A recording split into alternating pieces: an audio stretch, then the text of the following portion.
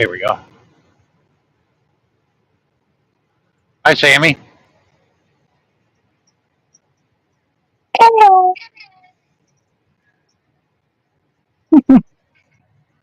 How are you? Oh, I'm all right.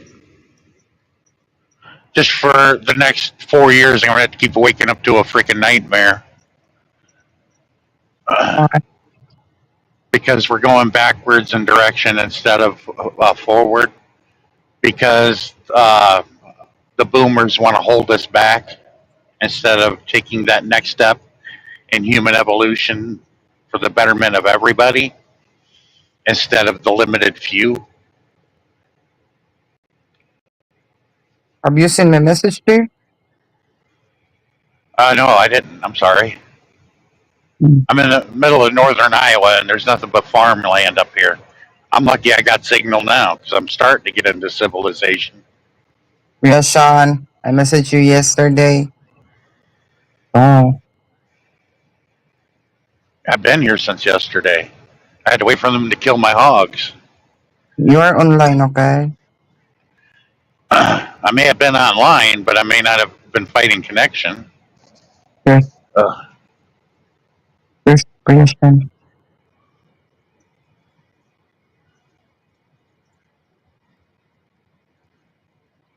Yep, this is the most embarrassing moment, at least in my life. Our Why? country, because our country actually elected a new convict as president of the United States. It gives me Trump? even more to hang my head in shame about. Trump is an ex-convict? Yeah, Trump's a convict. He's not an ex-convict. Well, he will be when he pardons himself when he enters office day one. I So, don't know that. so all the court trials that were going to take place are I don't know dissolved that. because he'll just give himself clemency. That's why they're not going to give him a sentencing because he's already pardoned himself, and he the upcoming court trials, depending on how far they go, he'll just pardon himself if he can legally. As far as I know, he can, but he was convicted twice in court, Mm-hmm. and we I don't elected know that. instead of electing the first woman president, we elect the world's first convict. Mm. Jesse Sentient is there in the chat. Good morning, Jesse. But those who voted for him are going to get what they voted for, and the rest of us are going to have to suffer. Oh, Because me, I'm the one that was telling everybody it didn't matter either way that this election went. Things are not going to get better; they're going to get worse. But how worse? Not as much with Kamala Harris than it would have been with Trump. But Trump's going to get a whole lot worse. it is what it is.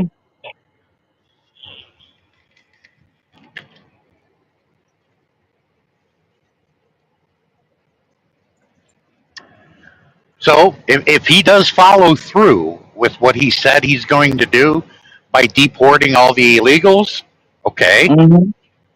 those Trump supporters can jump up and down in glee for that. I just want to give them a heads up what's going to happen.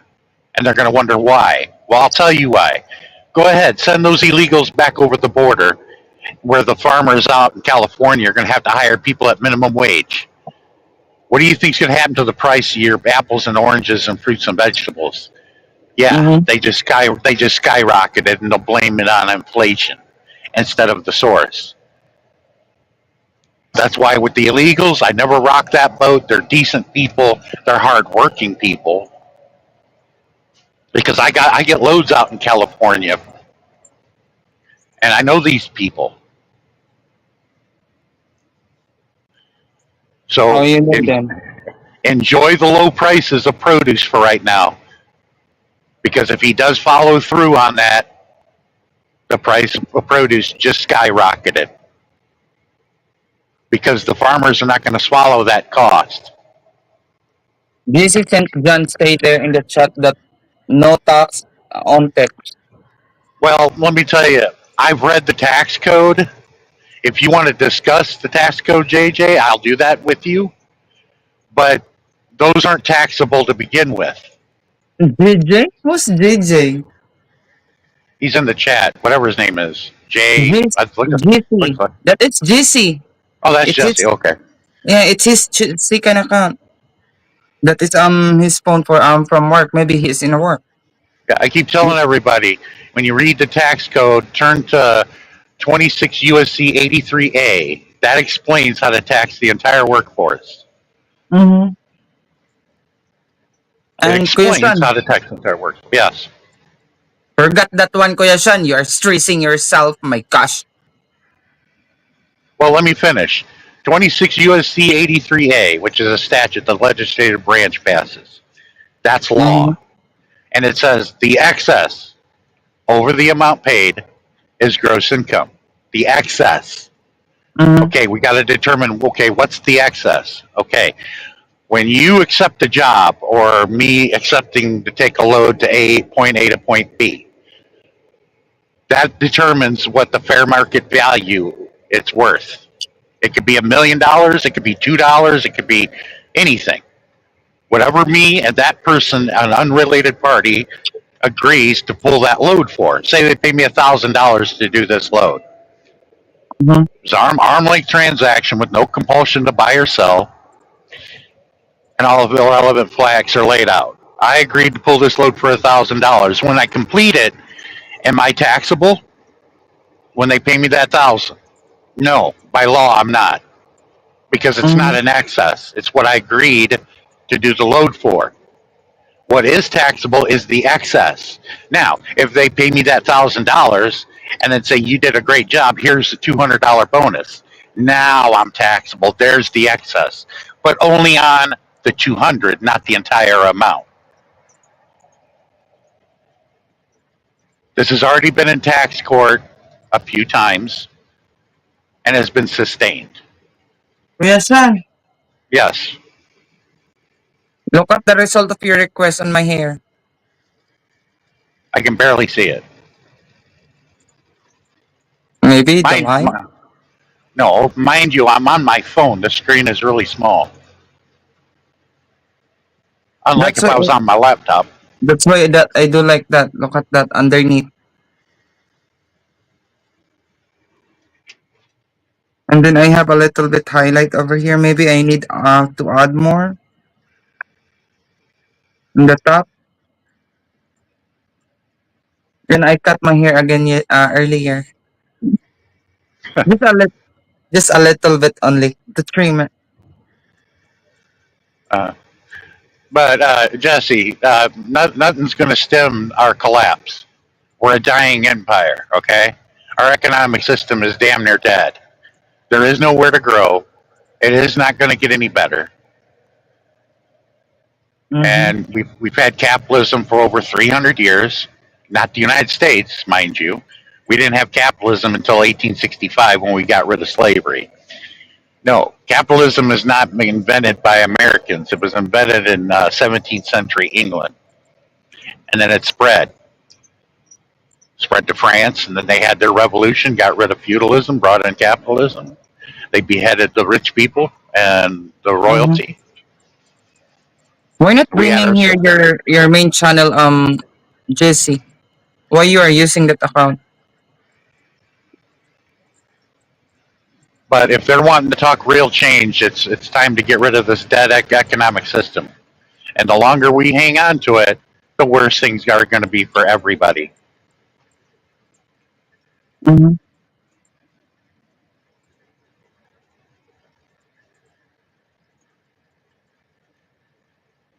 Because I threw it out there.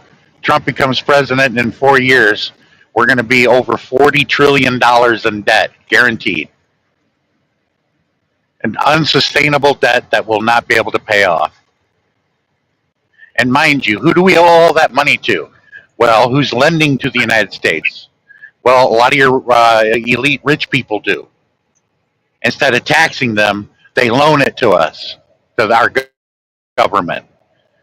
But there's not enough rich people to be able to loan that much. So we have to get loans from other countries. And who owns the majority of debt? Foreign country? The People's Republic of China. Maybe a few moments of thought, but not here in this country. And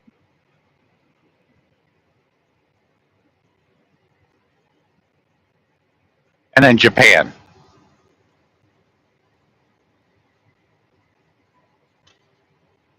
This isn't gender that Mexican here where I live and Well, work most like people do. Trump because I'm working at a capitalist corporation.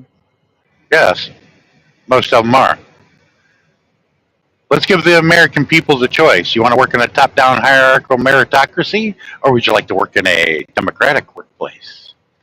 They do exist. There's not many of them, but they do exist. We got to do it. Wisconsin's one of them. Green Bay, that's all that is worker cooperatives up there. Mhm. Minnesota got them all over the place. And it's spread in the past 5 years to western Iowa.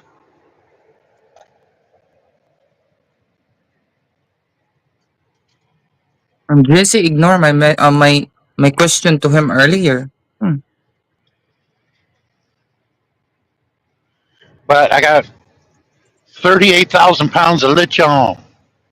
Now, mind you, these hogs were walking around about 4 hours ago.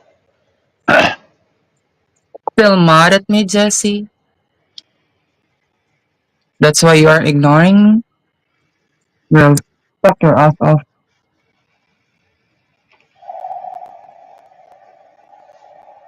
But whoever put it, and everybody says that capitalism is freedom, is nuts. Because when you do the analysis of capitalism, it's the antithesis of freedom and democracy.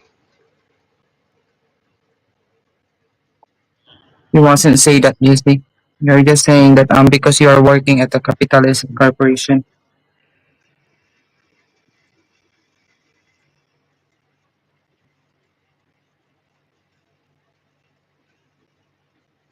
Remember, Jesse, I am a complete bitch.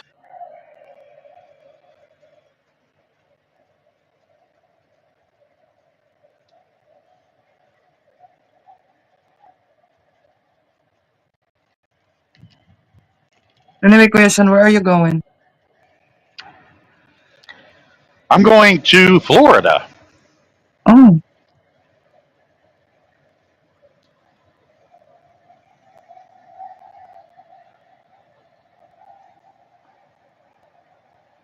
oh my god, it looks like it's going to block out. Seriously. And when the economic crashes happen, the next economic crash happens, oh, it's going to happen under his presidency. But you're going to see him try to shift the blame over to the Democrats. You want to know whose fault it is? It's not Trump's. I'll defend Trump on that, but I'll also defend the other. It's all of them.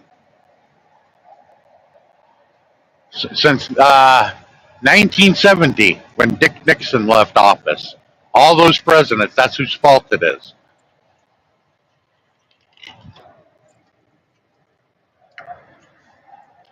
We have the best government money can buy because that's how long it's been bought and paid for.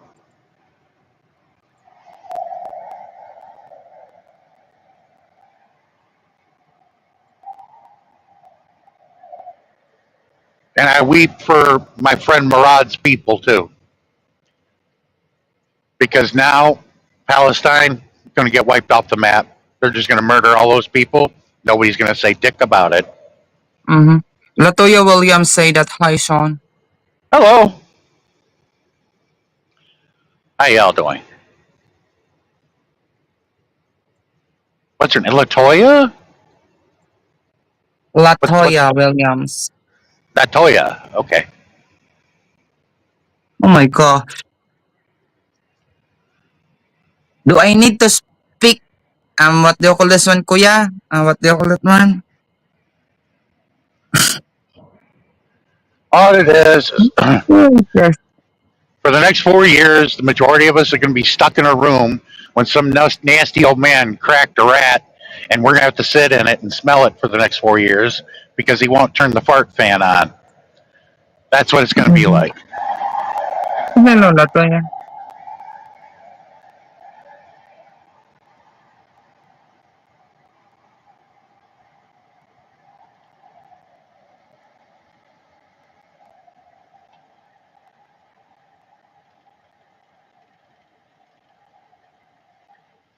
You already told some of them. I'm like, oh, you guys think that you won? What are you getting out of this? Besides that Mhm. hat and that flag that you had to pay for. It wasn't given to you. You had to pay for that. You're not going to get nothing. Mhm.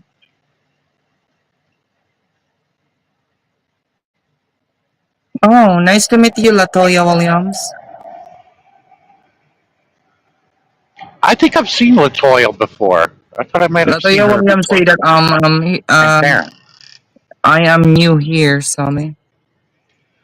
Probably to my channel, yes, but I think I ran into Latoya and Darren's live stream.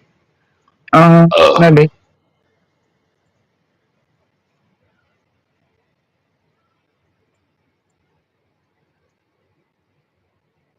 And I have a good news to your question. I will come back to YouTube on next year. Get lower gas prices. How are you getting lower gas prices?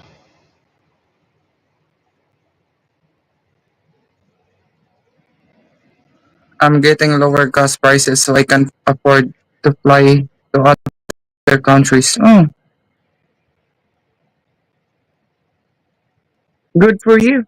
The only reason why I get lower diesel prices is because I'm a part of a fleet, and we have somebody that approaches the truck stops and say, "Hey, we got all these trucks that need diesel, and we'll make sure that they come to your truck stop if you give us a discount." That's the only way we get a discount on our diesel. That's why a lot of owner operators are signing under other companies' authority so they can get that discount instead of paying full price at the pump. Mhm. It's good business. And all that means is we can only haul their freight. We can't haul freight for somebody else. Oh, heads up, Jesse. Use the points of the card that I told you, Jesse. That the one that I teach you. Use that one so you can directly fly over to your, YouTube idol. So we're going to play musical chairs for the next 4 years. We already had people just lost their job because the Pepsi company closed Uh-huh. down closed down a lot of plants. One in Chicago, a few in Ohio, and I can't remember where the other ones, but they shut down their plants. So the job loss is continuing. Those were good paying union jobs that are now gone,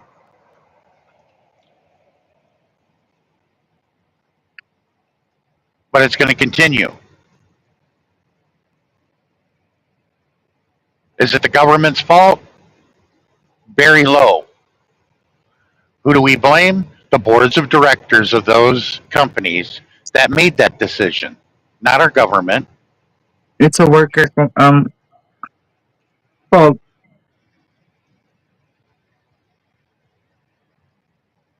Just like the gas prices are not determined by our government because we don't have nationalized gasoline and oil. It's privately Mhm. owned by the three major oil companies. So who do you blame for the prices? The three major boards of directors of the three major oil companies: Texaco, Exxon, and Standard.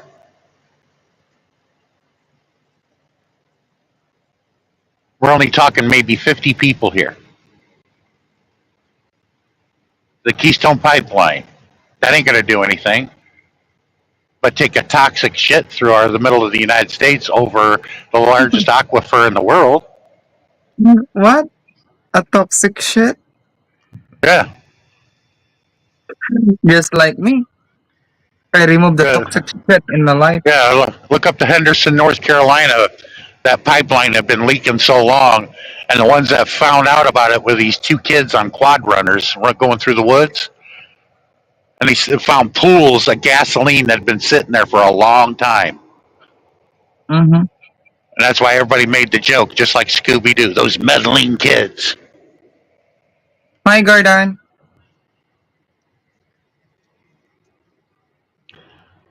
It's better to remove a toxic. The Gordon Foods Man. How you doing, Gordon? Sean, Sammy, I got a Yeah. question for both of you. Do you ever have problems with viewing YouTube Live from time to time? Because lately I've never I'm used it. having problems with on my end. You have to ask Sammy that. I've never used it. What? It always shows up like as a buffering wheel, like it never stops. Like I'm just wondering if you guys have any problems with that. You have a problem, the Osho? With a YouTube Live, like when you try to watch something on YouTube Live, it doesn't connect. Who have a problem on that? You? I do. It because what you are using? You're using cell phone or you're using laptop? Laptop. I even tried rebooting it 3 times and it doesn't work. Right.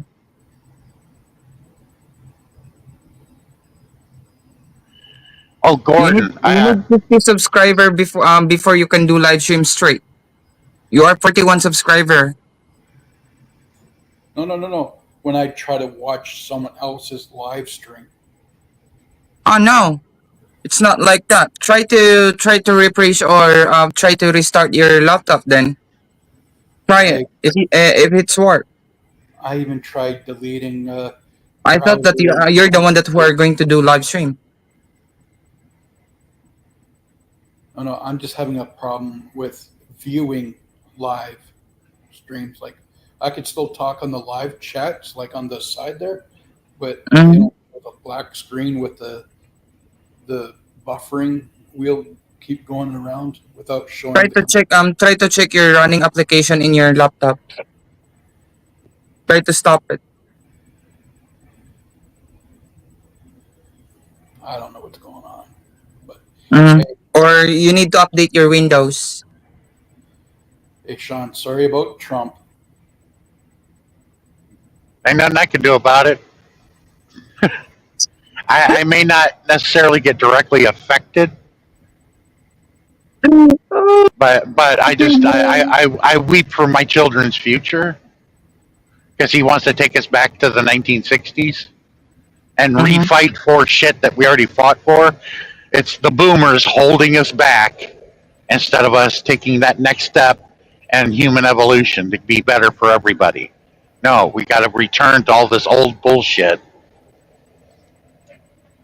But yeah, Things that are irrelevant. The next 4 years going to be totally irrelevant. I never understood why women would vote for Trump when they have a woman running for office. Isn't that what the bra burners back in the 60s were fighting for? I vote Trump. Joke. But to be honest, I like Trump to won Well, that girl. I'm so just glad sorry. it's over. I'm so sorry, Kuya Sean. I'm so sorry because I have a reason. Okay. Oh, that's okay. But in 4 years, he's irrelevant now. He can't run it. In 4 years, he's gone forever. We just Yeah, are don't going to worry. have to Don't worry. It's only lavish in the 4 bullshit. years. So Don't we're just worry. going to It's only 4 have to years. suffer. Yeah. So we're going to suffer. I don't care who would have got elected. We're still going to. The world is talking about it, except people in the United States. They want to still Mhm. stay in that fantasy land that we're not a collapsing empire, which we are. Funny, the whole world's talking about it. Mhm. I guess. I'm so sorry, Kuya Sean. I just thought all the bra burners back in the 60s and 70s were fighting for an opportunity like this to have a woman in office.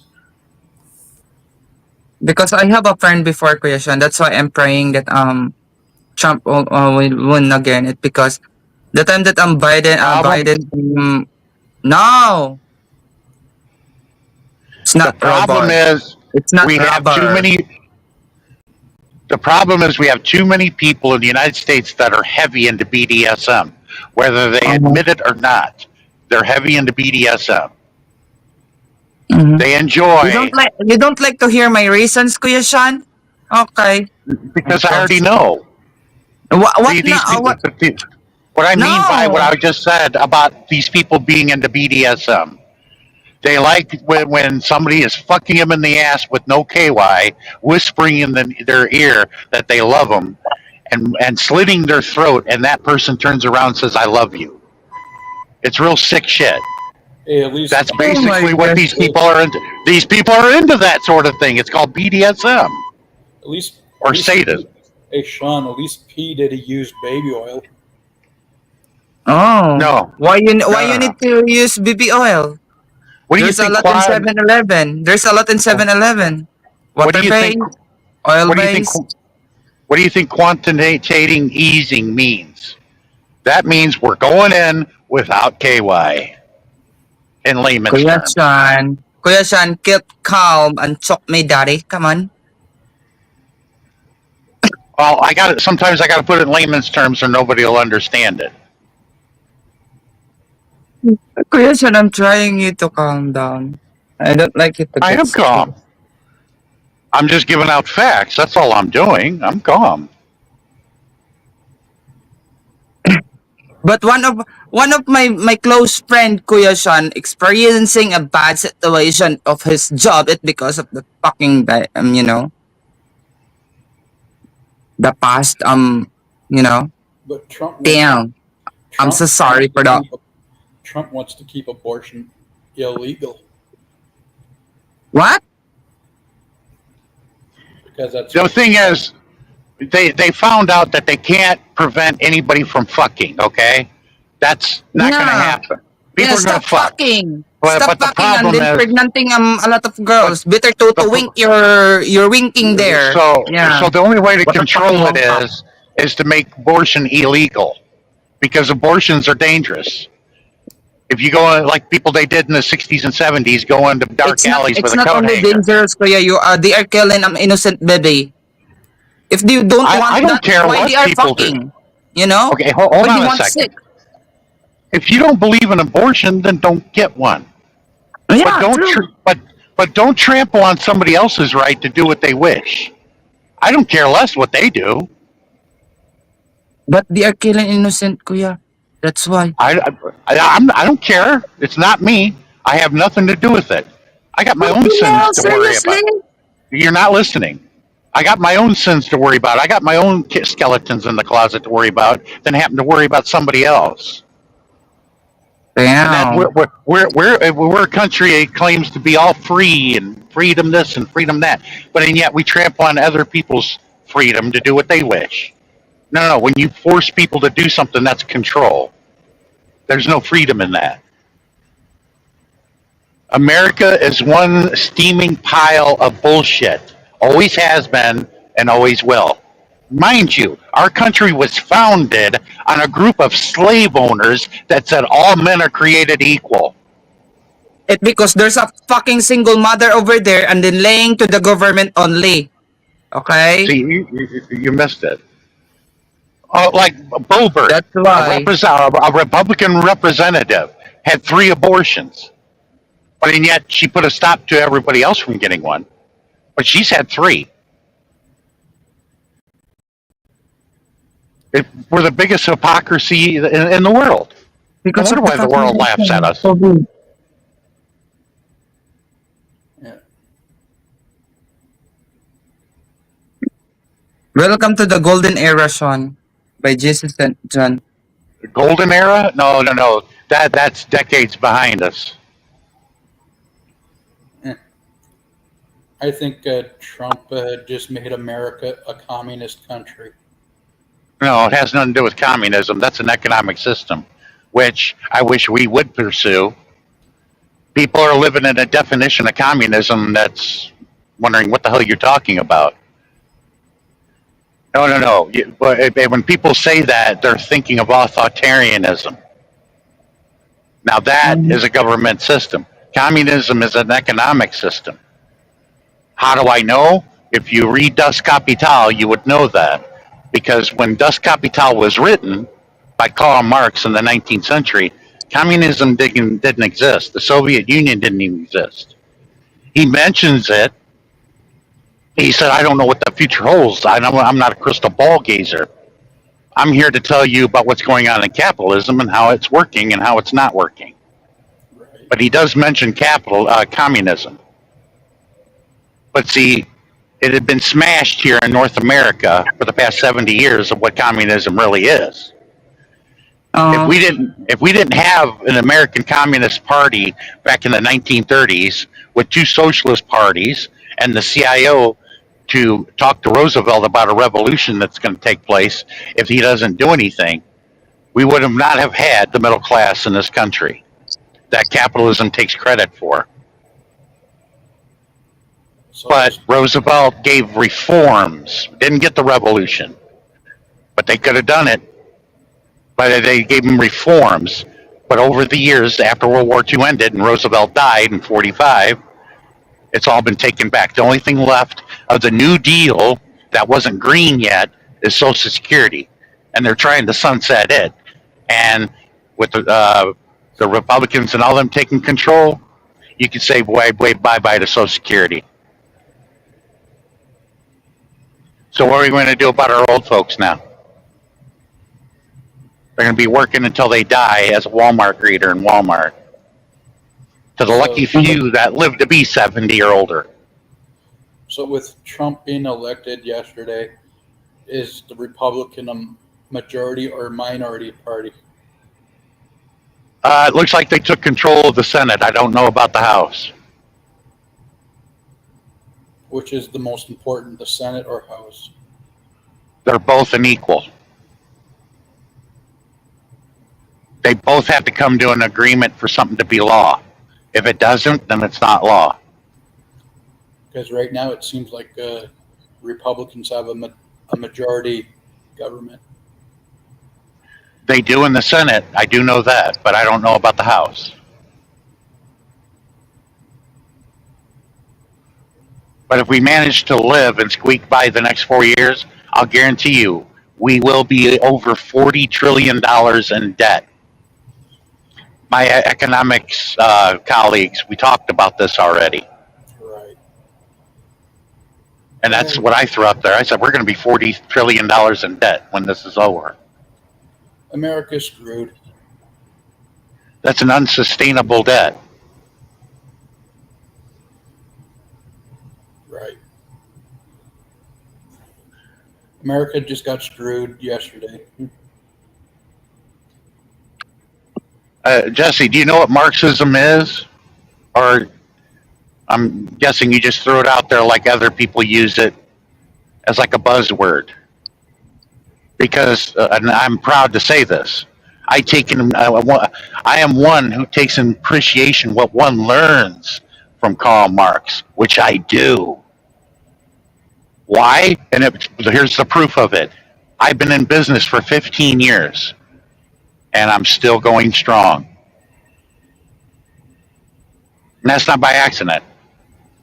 If you're a dumbass trying to run a business, you'd probably last a month or two and you're gone. I'm here 15 years strong, going strong. And I'm not a capitalist because I don't have employees that work for me. I could have. I mentioned that in my last live stream. Oh, I could have. But I got morals, and I do not want to exploit the many for me to become rich. And that's evil in itself. Because you ask anybody of the cloth, they'll tell you capitalism is evil. Because it exploits the masses for the so few. I just know with Trump in office, it's not a good thing. Oh, it will be for the elite and the rich and himself. But for you or I and or the other Americans and the other people that voted for him, not at all. He's just going to keep telling them a fantasy that doesn't exist. Like, I know I'm Canadian, but whatever happens in the United States affects the whole world, and he's affecting the world. In a way, yes.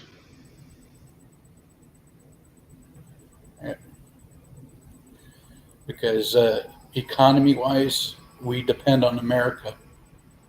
Because I'm telling you this, the French aristocracy didn't see it coming either. Yeah. There's a revolution coming, and I could feel it. He did not teach Marxism because that was not allowed. Not in his day, it wasn't. You were fired if you were even to even speak of Marxism. Marxism only became a conversation after my college professor retired because he's a Marxist and he's proud of it. And he taught at Yale, he taught at Harvard, he taught at UMass, which where I went. The last college he taught at was the New School.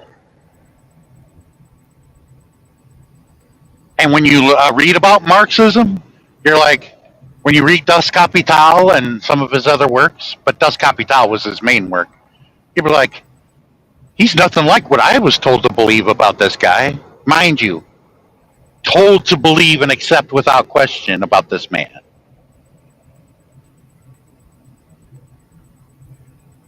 Now, mind you, Marx lived most of his life and died as a citizen in London, England. He was exiled from Germany. He lived in Trier, Germany.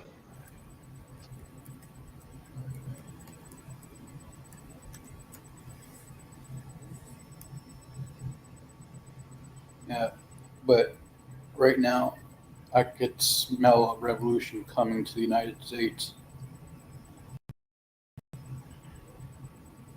The best that came to us, but the best movement was Occupy Wall Street. They put it right up front, 99 versus the 1%. No, I'm talking coup. Oh, we've been living under a coup government since 1963.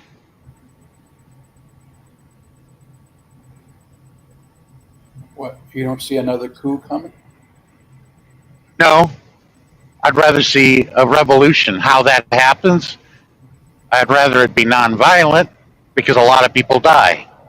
But we need a revolution. Just like the French did. They ended feudalism, beheaded all those people. But those people meaning they beheaded the elite, the rich, and the king and the queen. Hollywood comes up with a movie and romanticizes Marie Antoinette. Go to France and you'll find out that that movie is the biggest joke and lie that has ever been perpetrated on the American people. Marie Antoinette was not romantic, and she was not your typical lady. She was the biggest bitch in history. Okay? Yes, she didn't say let him eat cake. No, what she said was worse. It was softened in our history books. She said, "Hutu tomad." That means let him eat shit in French. Yeah. What do you think is going to happen to the mass of people that are starving to death? What they're going to do to that person? They're going to revolt. Yeah. With the good leadership of Maximilien Robespierre, which was a friend of King Louis. And he ends up beheading him later in life. And Robespierre even warned him of it and tried to get him to change. Wouldn't listen to him. But after the revolution came Napoleon, and that didn't work out too well either. No, Napoleon was before the revolution. I thought he was after.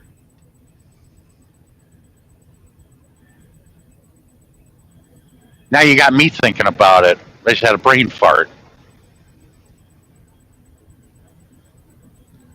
Yeah, Napoleon was 1800s.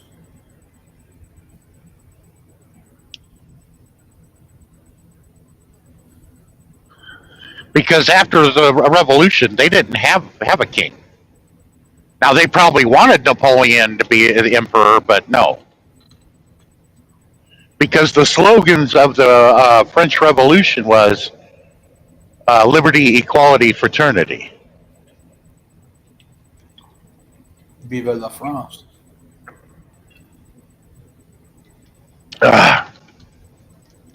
But yeah, And then we had our Civil War in 1865, and we switched from slavery to capitalism because the French had their revolution in 1789 and switched from feudalism to capitalism. didn't capitalism start with the Industrial Revolution? No. Capitalism started in the 17th century England. Before the Industrial Revolution? Oh, yeah. You have to understand what capitalism is. Everybody's lost when you ask them that. But did the Industrial Revolution kick it to high gear? Well, naturally, yeah. Let me tell you what okay, these are economic system. Primitive tribalism. Primitive tribalism, you got the chief and you got your people, okay? Regardless what tribe it is, Native American, African, whatever. Then you got feudalism. You got the serfs, which are us, and you got the feudal lords and then the king. Slavery. You had the masters and you had the slaves. Capitalism, employer, employee. Marx's view is this: we got to get rid of this dichotomy. Because Marx believed in democracy and freedom and brotherhood.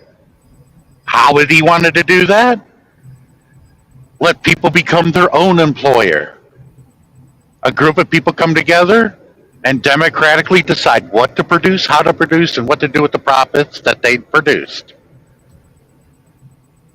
But how you're going to do that?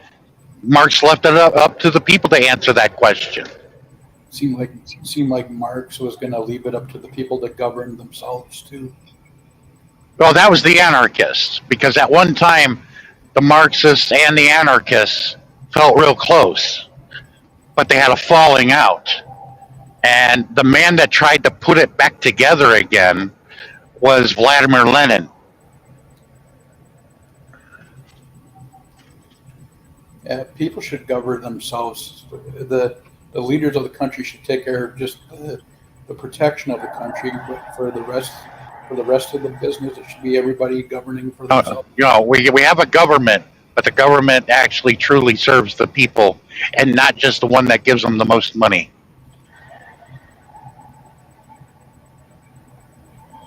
Are you talking local, state, or federal? All of it. When I tried to run for mayor in my town, but I backed off right away because I was handed this paperwork to fill out, which was no problem. But they sneak in this one sheet of paper with one paragraph on it that I have to sign.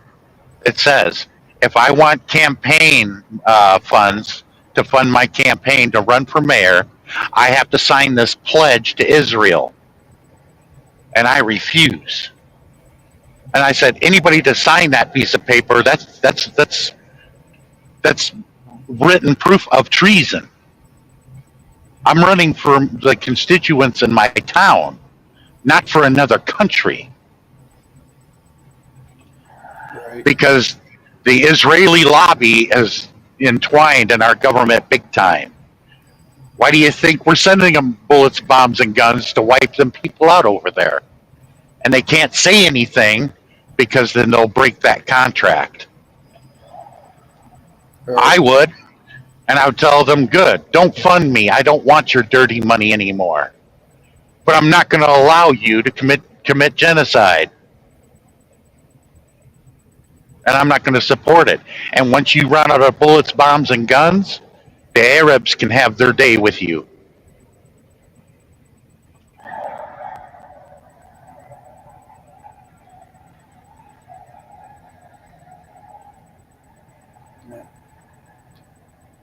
So long term, Trump is no good for America.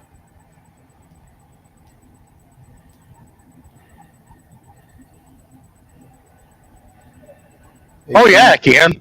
Revolution can happen. It happened in Russia before it became the Soviet Union. The Tsar was sent the Cossacks in to break it up in the middle of Moscow. And you know what the Cossacks did? They sided with the people. And so the Tsar had to advocate on a train. And that's how their revolution ended. And the leader of the revolution was Vladimir Lenin, which here in the West, we smashed it and demonized it because the rich elite over here got scared because they wanted to make sure that doesn't happen over here. So we demonized it for 80 years. Is that what started World War One? No. Vladimir Lenin told the soldiers, we shouldn't be fighting in this war. It's a capitalistic war. Every one of the countries that fought in World War One were capitalistic. Did Lenin order the Bolsheviks to be killed? No, he was a Bolshevik. You know what Bolshevism means? It means movements in the culture will seep in, just like the Nazis. That wasn't cultural Marxism like the people try to teach you. No, the Nazis were cultural Bolshevism because they wanted to stop that from oozing into Germany. So Lenin, Revolution. Lenin, And the Nazis were not. The Nazis were not socialist either. Yes, they had it in their name only, because Hitler had to do that, or the working class, which the majority of voting bloc would not have paid attention to him. But to call him a socialist, far from the truth. So did Lenin try to have Rasputin killed? Well, Rasputin had the ear of the Tsar and the family. He probably did. But revolutions can tend to be bloody, just like the French Revolution was. In the American Revolution with the British? Bloody as hell. The only revolution that was successful, and it was a little bit bloody, but one side didn't fight at all. They just accept the punishment from the British, and that was India. And Gandhi, he said, do not raise a hand. They just stood there and let the British shoot them or beat them with sticks. And they were unarmed people. But they ended up winning that revolution. Yeah.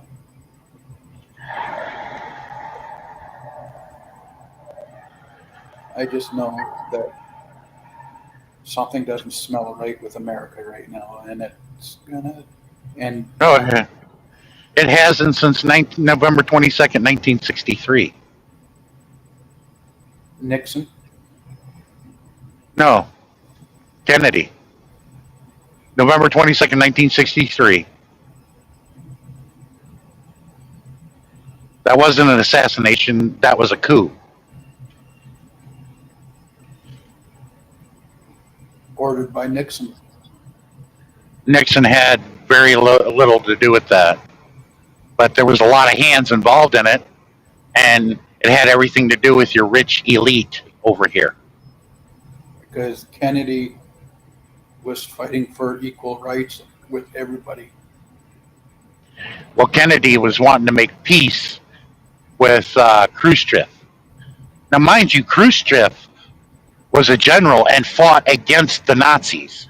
Okay, he wanted peace, and he loved talking to Kennedy because the Cold War was going to end in the '60s before it really got going.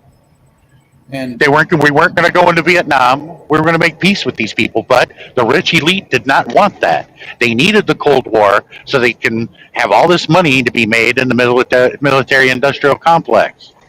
and is that why MLK was killed too? Because he was a piece of the puzzle. Well, he was going to do what his brother did. He was going to stop the Vietnam War, and they didn't want that. So they had him assassinated. MLK, Martin Luther King, Him too, yes. was he a piece of the puzzle? Not really, but he had a big voice. So he had to be shut up too. Yeah. Anybody, like even the singer, Lennon from John Lennon from the Beatles was shot because of it. Anybody that had a big voice that say, hey, let's all get along with one another and have peace and everything else, Boom, dead. All of our great leaders Yeah. were shot and killed because humanity's not ready for that yet. We got to treat each other like shit and talk shit to one another instead, and be at each other's throats. It's like Jesse Ventura says, violence makes money. Yes. Why do you think there's a lot of violent movies, a lot of violent video games? They're trying to condition us to be violent. Well, actually, to fly drones. I mean, like throughout history, like a lot of violent movies, violent TV shows, violent video games like Doom and stuff like that. If you're good at video games that are simulators, a flight simulator or Call of Duty, if you are really, really good at that, then the military wants to recruit you and make you an officer so you can fly drones Or because it's or basically the same thing. or if you're playing like Call of Duty and you're a ground troop, those games desensitize you. So the military wants you desensitized so you can go. Well, they modeled the drones after video games, literally. I'm talking the If you're ground good troop. at them, you're going to be a very good drone pilot. Sitting behind a computer at a desk thousands of miles away. I'm talking about ground troops too that carry the big machine guns. Well, that's far away still. To have robotic soldiers, but that's coming. Yes. But I'm trying to say these video games are trying to desensitize people.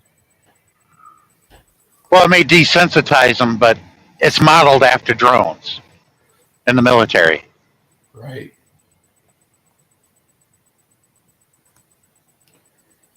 Oh well. We're screwed. I could do it because I played a lot of flight simulator games. One of them was X-wing versus TIE Fighter. Good flight simulator game. Teach you how to be a good fighter pilot.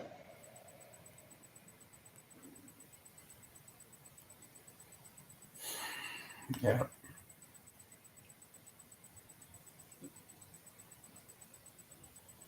Oh well. I'm just waiting for the time where North America blows itself up. Could happen. I mean, literally, like with nukes.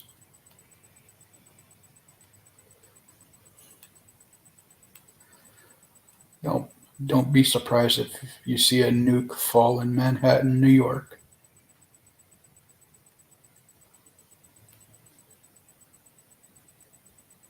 Manhattan is the financial hub of the United States.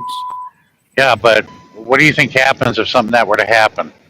Who do you think is going to be immediately blamed for it? China. Or Russia? Or Iran, which is going to can cause a total nuclear annihilation of humanity. Which will happen in our lifetime. It's getting there.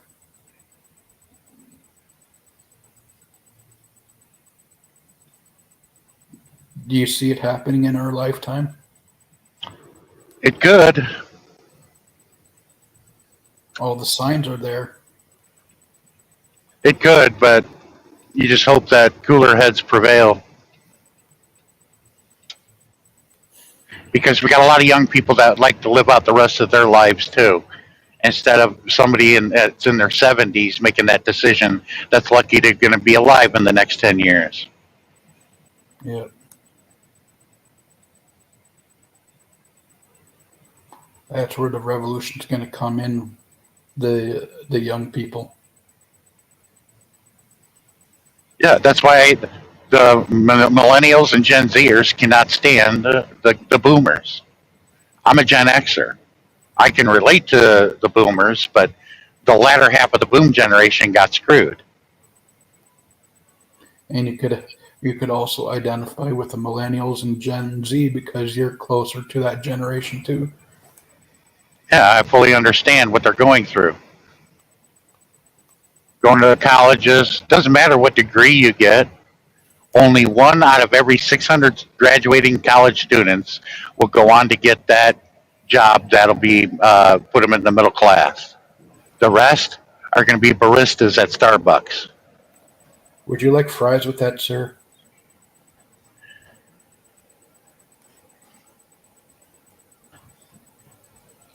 That's going to be their job. Would you like fries with that? Mhm.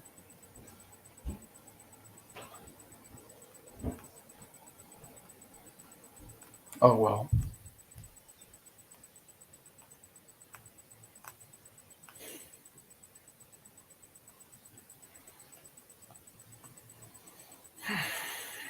I just know we're in a lot of trouble.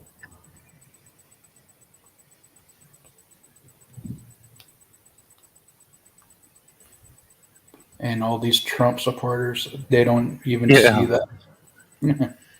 yeah, but BA, you're probably the latter half of the boom generation. You were born what in the early '60s, maybe? Yeah, you got screwed. They screwed the latter half of the boom generation from being able to have that retirement that the earlier boomers got. The earlier boomers was this: if you were 55 and you spent 30 years on the job, you could retire with full benefits and live a good retirement. Hey, you're not a boomer, you're Gen X. Gen X is 64 to 81, I think. Yes, that's Gen X. Boomers are from 65 to 64, or 46 to 64. Sorry about that. So Badass is a Gen X. 1964. He's born right there at the line between the boom generation and the X generation. But see, that's why we had the greatest generation of music. We knew we were getting screwed. All the way back then, we knew it. Just we didn't have the tools to deal with it back then. And what started it for me, knowing that my generation was screwed, when Ronald Reagan fucked our relatives in Michigan. When GM, approached Ronald Reagan, gave them a big tax cut so they could move production over to Beijing. And you know what? We paid for that. We Wait. paid for that. And they were making record profits to begin with. They didn't have to do that, but they did it anyway. Put my aunts and uncles out of work. And so you know what they did? My dad was a road driver. We lived South Chicago. We took them in. And we thought it was cool because we got to spend time with our cousins. But as we were listening to our parents and got a little older and understood what happened, yeah, we knew we were getting screwed. That's when my uncle told us. I remember we're all asleep in the living room on the floor, because we lived in a big house. And I remember the uncle telling us stories as we're laying there trying to sleep. He told us, yeah, and it was during Christmas, right before Christmas time when this happened. He said, yeah, I remember we were so poor Christmas time. I saw a cockroach whip out a switchblade on a rat and take his cheese. He said, my daddy asked me what I wanted for Christmas. We were so poor. I said, Dad, I want to watch. So that night he let me. Man, he took care of business.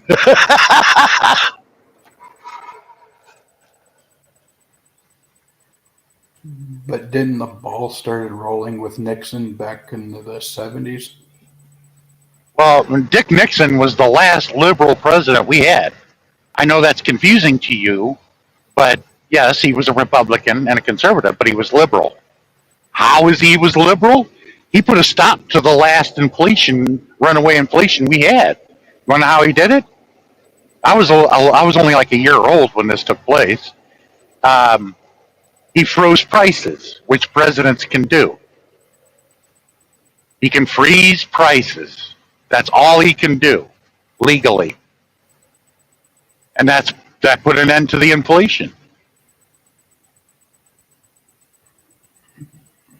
Then Ford came, then Carter came, then I don't remember Nixon, but I do remember Carter.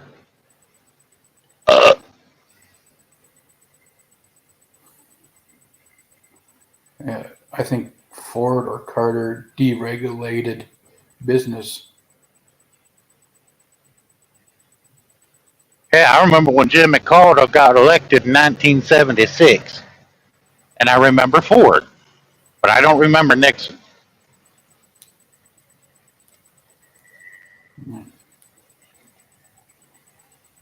And the Vietnam War screwed your economy too.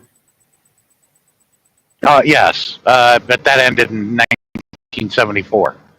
I was 3 years old. Yeah, but it did screw up your economy. Didn't help it.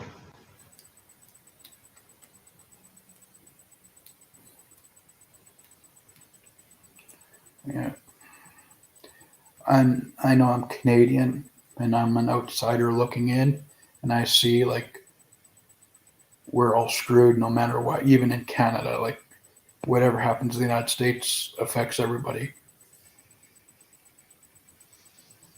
Until we're removed from the reserve world reserve currency, and that's going to happen. Yeah, When that happens, we become irrelevant. right.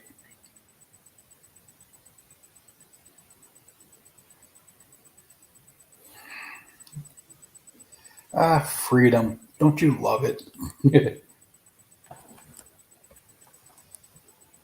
Like I tell everybody in America, you're as free as how much money you got. Yeah, there is no such thing as freedom. Land of the free, home of the brave. Bullshit. All these politicians are too chicken to go fight in a fucking war, but they Well, that's the way all wars are fought. Throughout the history of humanity, all wars are fought by the middle and poor, and the rich don't. yeah, leads with the Roman Empire. The emperor fought alongside the troops. No, he fought in the rear. At He least was up on top. He was up on top of a hill, giving orders and observing the battle. At least he was still on the battlefield. Well, yeah, one of our last leaders that actually went into battle and was being shot at was General Patton and General Bradley and MacArthur. What about Ike Eisenhower? No, Eisenhower stayed in England because he was the supreme European commander. But he saw combat when he was younger, didn't he? In World War One, he did, but not World War Two. Still, that's enough for him to understand what the troops are going through.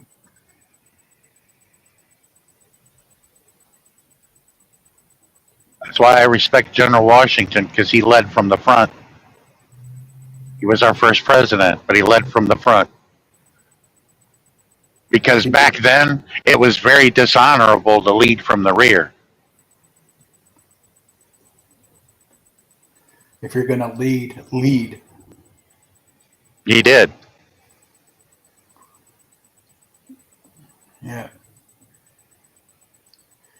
You're not leading from the rear, you're dictating.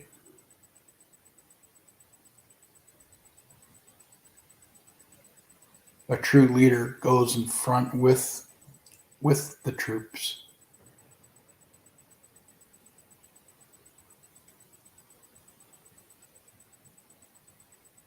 If you're leading from the rear, you're more of a dictator or a coach, not a leader.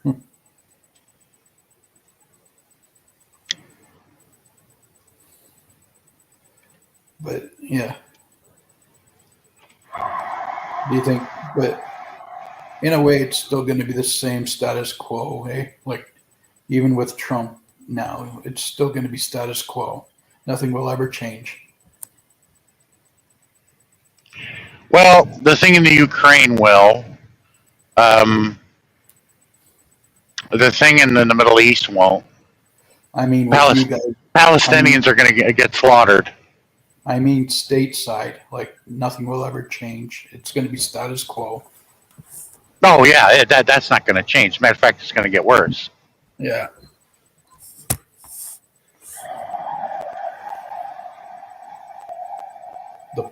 He's going to make the poor even more poor.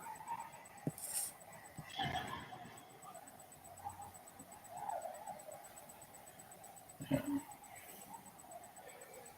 And he's going to probably pardon a lot of these celebrities that are facing jail time, like P. Diddy and stuff like that.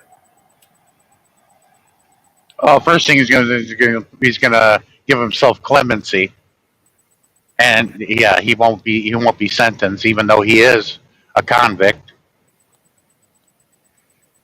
There you go, folks. In the United States, you just voted in a convicted felon. Yeah.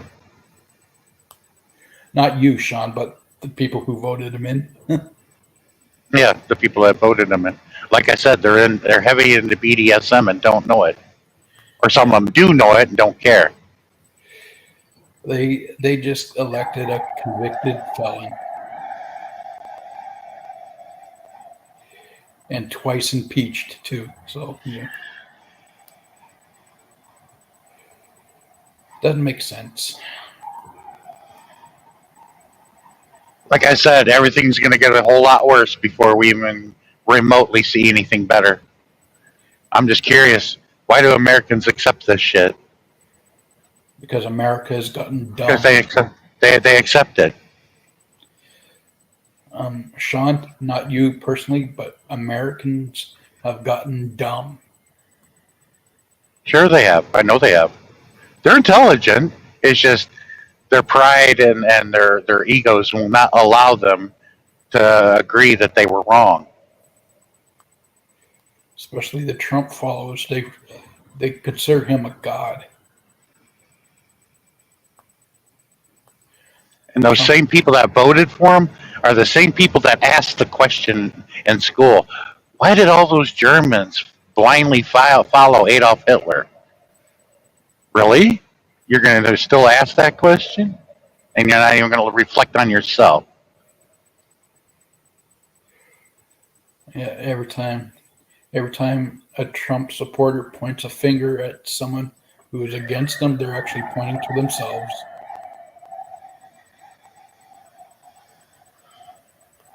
Well, they think they're just like him. They can think that they're just like him and everybody around him, but they must understand they never will be. They think they're in on the joke, but they are the joke. That's the irony of this whole thing. They're just too blind to see it. They're blind, deaf, and dumb.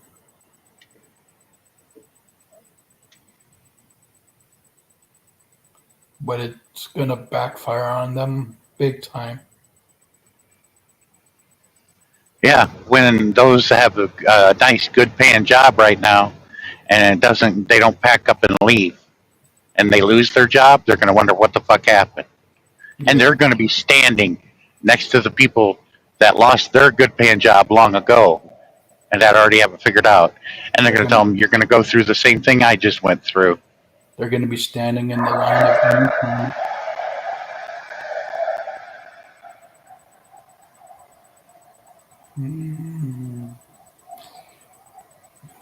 But it's the price you pay for democracy. And If you want to call it that. It's not much of a democracy anyway. You only got two people to choose from. Yeah, like over in Europe, they got anywhere between 8 to 12 different political parties to choose from. Same here. Like our media didn't inform. Our media didn't inform the mass of people here of what took place in France about 4 or 5 months ago. What was elected to parliament, and their prime minister is. Macron is not their prime minister anymore. Macron is gone. He's going to be replaced by Jean-Luc Mélenchon, a communist socialist. But isn't Macron the president of France? I thought they called him prime minister. Not anymore. No, there's He- two. There's two. There's He lost the election in a three-way race. He came in dead last.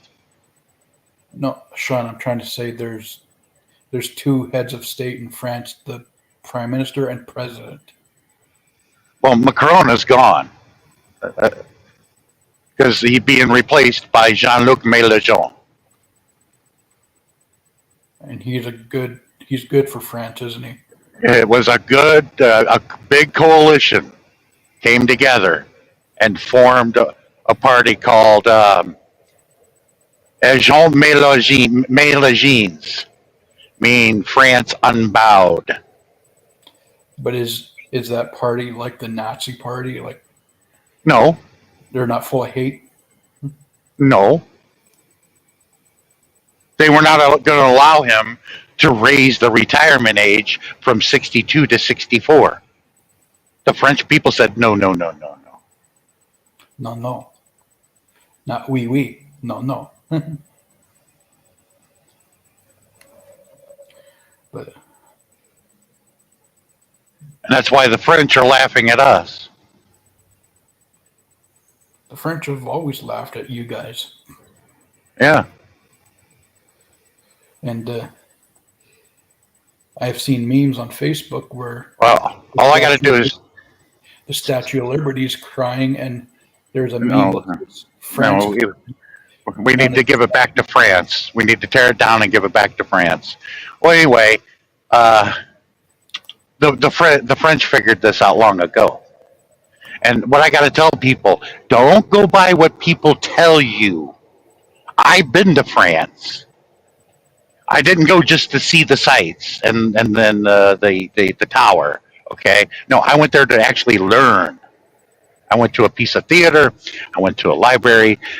It's nice to know that a working class person there has the time to have a nice dinner, sit down, have a fine dinner, and then after about an hour, you get whisked off to a balcony somewhere and have a glass of wine and possibly a cigar, maybe, because you have the time. The working class over there only work 2/3 about as much as we do, but yet they get paid the same amount, And there's and they get the same amount of vacation, and they have universal health care. I hear most countries in Europe have a good work-life balance. Yeah, make a friend of somebody in France, and then go over there and visit them. Spend time, and you'll be like, "Why don't we have this?" That's what you're going to have to struggle with. I can't believe this. Oh, you will when you go over to France. Just do not make jokes of the French. They don't have a sense of humor, okay?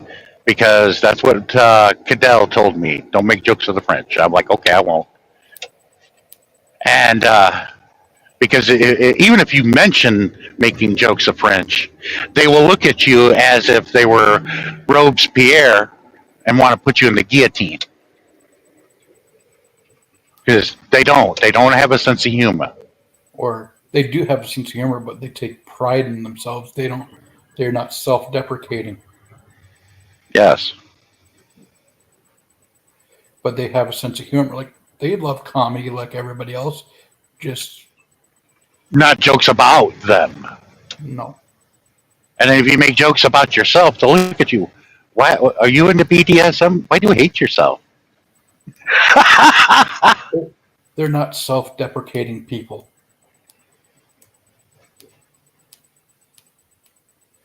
They rather lift you up than put you down. Yes. And the people that say the French are rude, no, they're not rude. They just know what they like. Hmm. And if they don't like you, then tough shit. They were the ones that told me this. The ones that could speak English. Most of them can. They said, "You're an American." And I hang my head in shame. I said, "Yeah." And then after a few days, them getting to really get to know me, they're like, "You're unlike all the other Americans we met. You're not arrogant. You don't feel like people owe you something or are servants to you." I'm like, "No, I treat everybody like a human being. Our cultures are different, and we're just a little bit different. We're all human." Yeah, we put on our pants one leg at a time.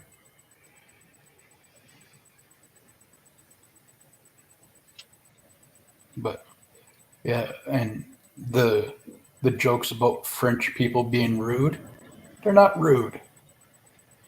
They just don't have time for bullshit. Now that I agree. Yes.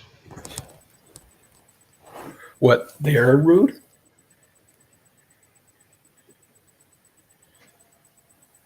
Sean, do you agree that they are rude or they just don't have time for They bullshit? well, most Americans think that they would come off that way. No, they're frustrated that you would be that way, Yeah. like you're arrogant. Yeah. If you're humble, they'll like you, they'll invite you and stuff like that. They're very humble people.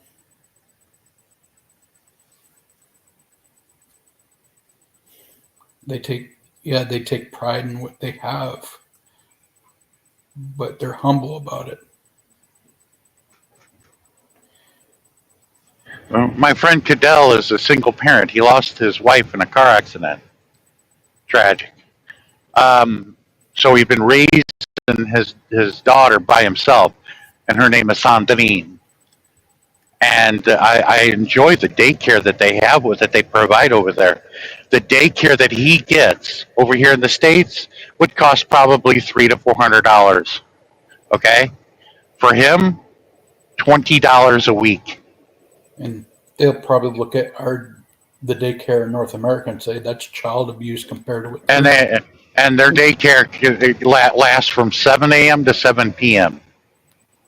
But I'm saying like their quality of care for the kids. They Oh yeah, they probably look at our daycare and say that's child abuse. no. What they do, they teach the kids when at mealtime. They teach the kids to serve the other kids. They serve each other. When you're sitting at the table, you don't reach for that roll or that container of Kool-Aid to pour you another drink. No, somebody else will do it for you. They That teach teaches them to they take teach care of each other. they teach manners. Yes. You say, "Can I have a roll?" And somebody will grab it and give you one. Or Can I get some more to drink? Somebody will grab the pitcher and pour it for you. I thought that or was so cool. I really did. or with the rolls, they'll probably grab the basket and give you the basket. No, they'll hold the basket. You just grab one, and then they'll set it back down. Yeah. I thought that was so cool.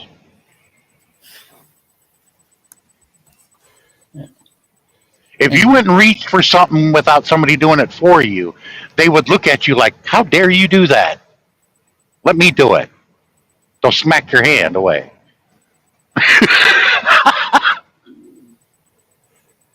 Now, if it is grabbable, then grab it, but don't reach across the table. Well, that's what they did. They stood up and they would grab the pitcher and then they'd pour you more to drink, set it down, and they would sit back down. When you reached across the table, you stood up. That meant that you were going to be serving somebody, not yourself. It's sort of the same thing in Japan with tea time. The geisha will serve you tea. You don't pour the tea yourself.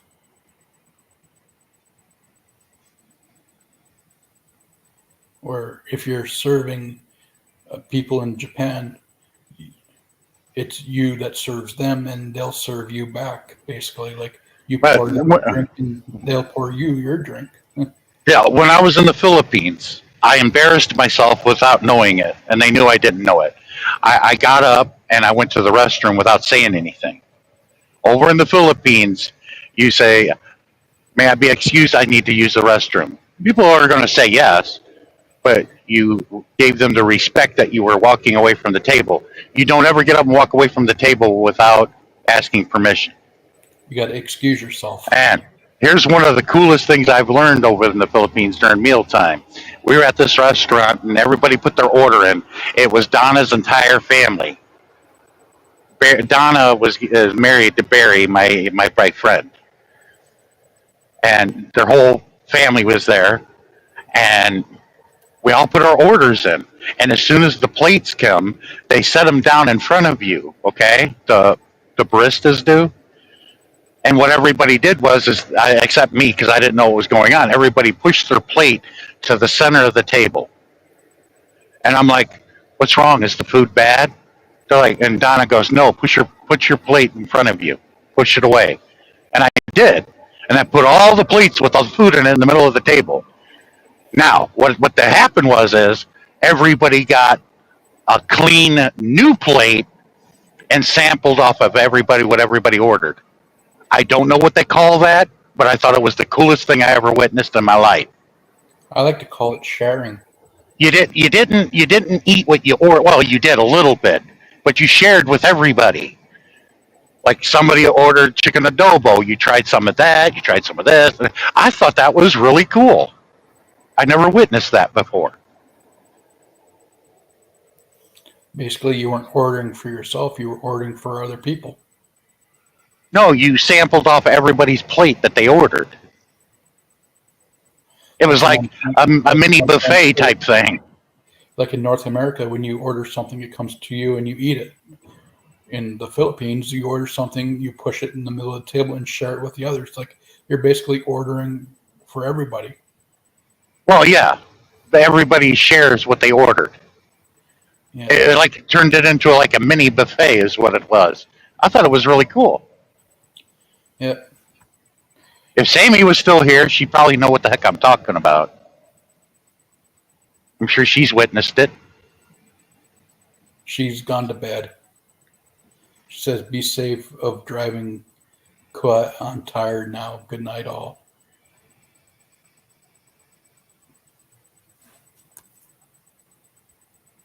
But yeah, I like that. I like that idea. Like even in European countries, they share food. They're not greedy.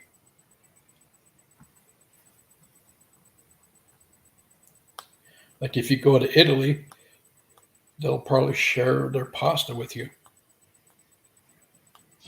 The Labanza.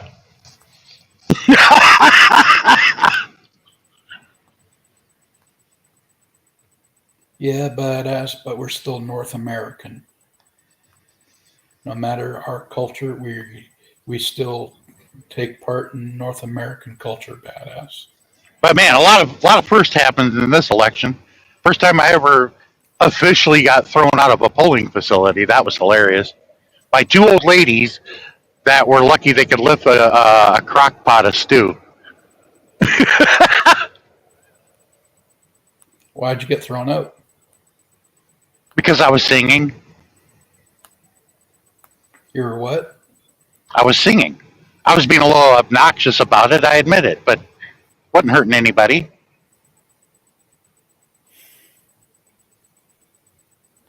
I went into the booth, did my voting of the sheriff and the judges and the representatives and the Senate, and then got to the presidency, and I didn't see Jill Stein's name on the list. There was only the two, and I'm like, okay, I'm gonna have to make a choice between these two. So I let it be known who I was voting for when I hit the button.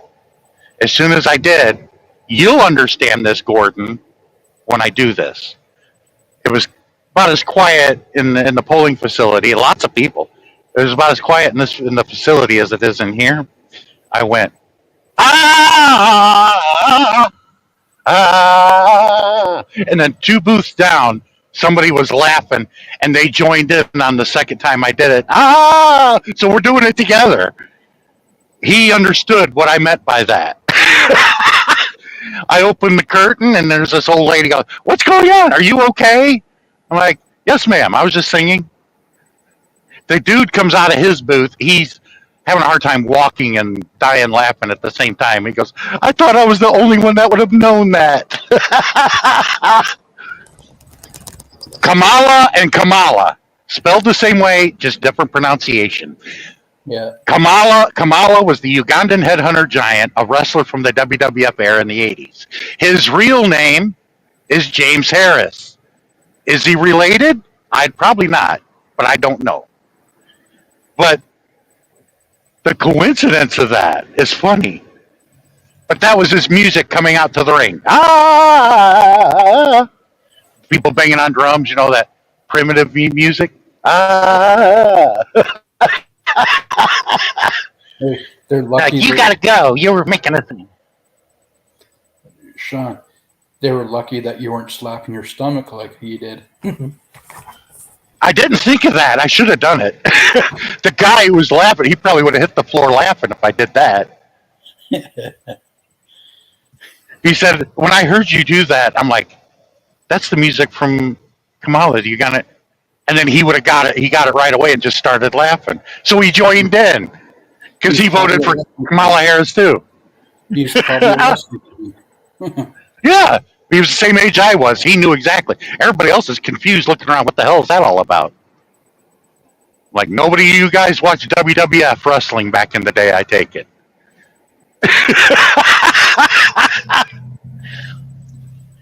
But if they were to figure it out, they would probably laugh too. Hey, you should have brought in Harvey Whippleman and Kim Chi. I forgot about Harvey Whippleman, but Kim was played by multiple people. Barry Horowitz, the Brooklyn Brawler. Even the guy that played the Honky Tonk Man did Kim Chi a couple of times. Yeah, but it was trying to disguise, and he took off the disguise to beat Kamala.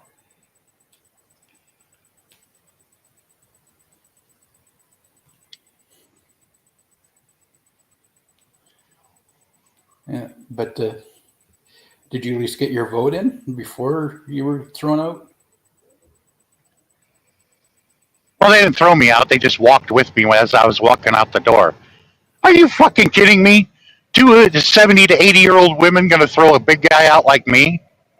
But did you at least get the vote in before? Yeah, because as soon as I voted and hit for president, you weren't handed a ballot. It was all computerized.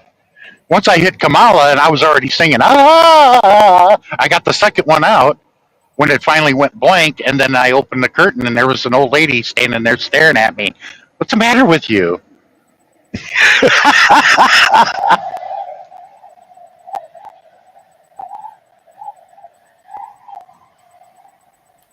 You should have came out with 2 stars painted on your boobs and a moon painted on your belly.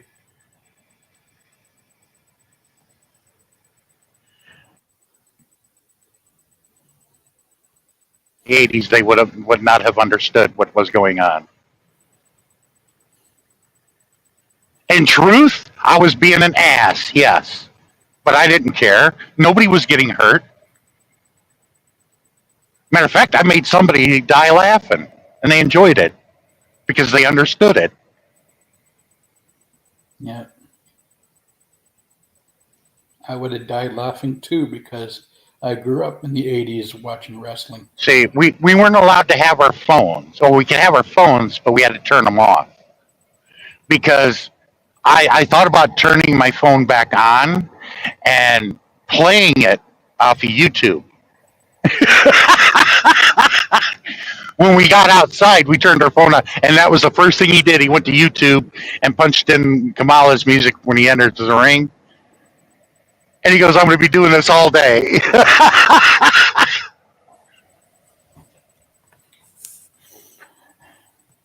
Yeah. I hope America's happy now because they got their Trump. We're back with a superhero called Orange Sphincter. You're back with Lex Luthor. Now, Orange Sphincter is what we called him.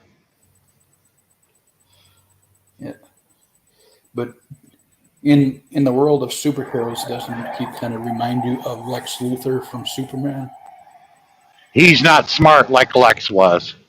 Lex was a whole lot smarter than Trump will ever be. And plus, you didn't see Trump turn to Vance and say, I want my Liberace records back by today.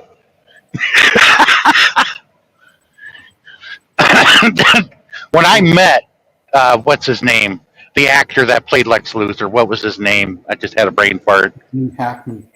Gene Hackman. I met him at a convention once, and there was a question and answer thing, and people were asking good questions, and I said, I gotta add humor because nobody's laughing here.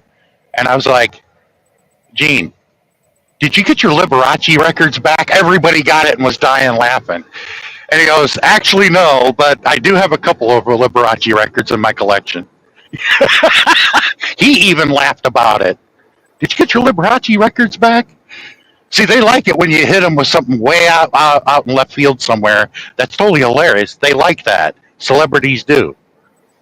Yeah, it's a quote from the movie.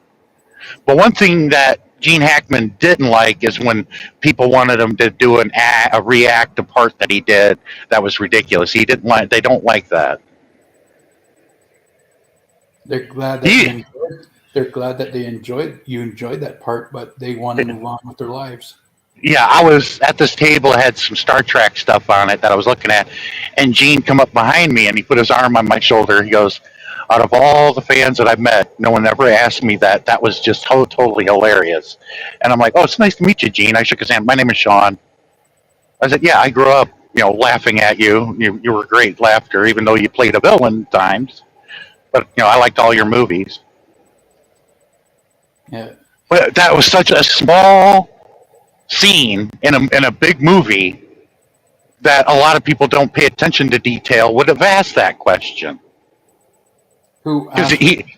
Because it was in Superman 2, I believe it was. I could be wrong. Was he talking with Otis? Or it may have been Superman 3. I think it might have been 3. Matter of fact, no, I can't. It was either 2 or 3. He was in prison with his partner. Otis. What was his name? Oh, Otis, yeah. And they were doing laundry, and he's walking around, and he stops at this one guy. I don't know who it was. This other prisoner folding laundry, and he looks at him. He goes, "I want my Liberace records back by the end of the day." A small scene of a movie, a great movie. And I brought it up. Did you get your Liberace records back?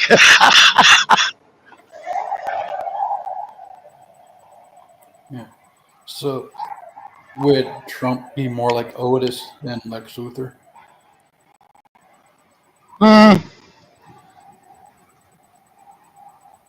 He would probably be a little bit smarter than Otis.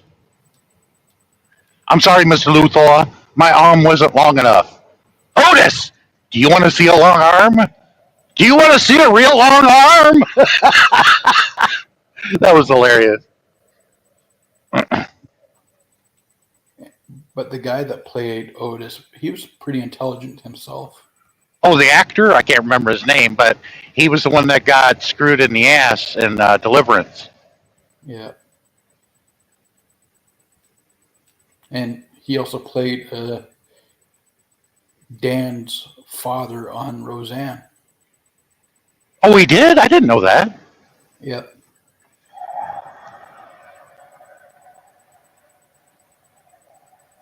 That business tycoon father that always showed up every once in a while to mooch money off of Dan.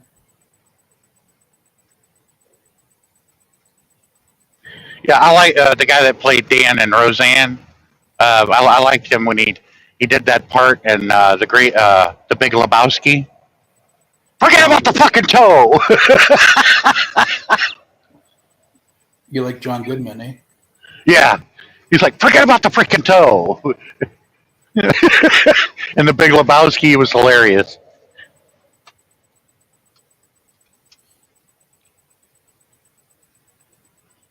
But no, Gene Hackman, he approached me, come from behind when it was over and everybody was shopping at the tables. He goes, I never had anybody ever ask that, but that was brilliant. And very rarely do people make me laugh, and you did. And I said, I'm happy I was able to do that.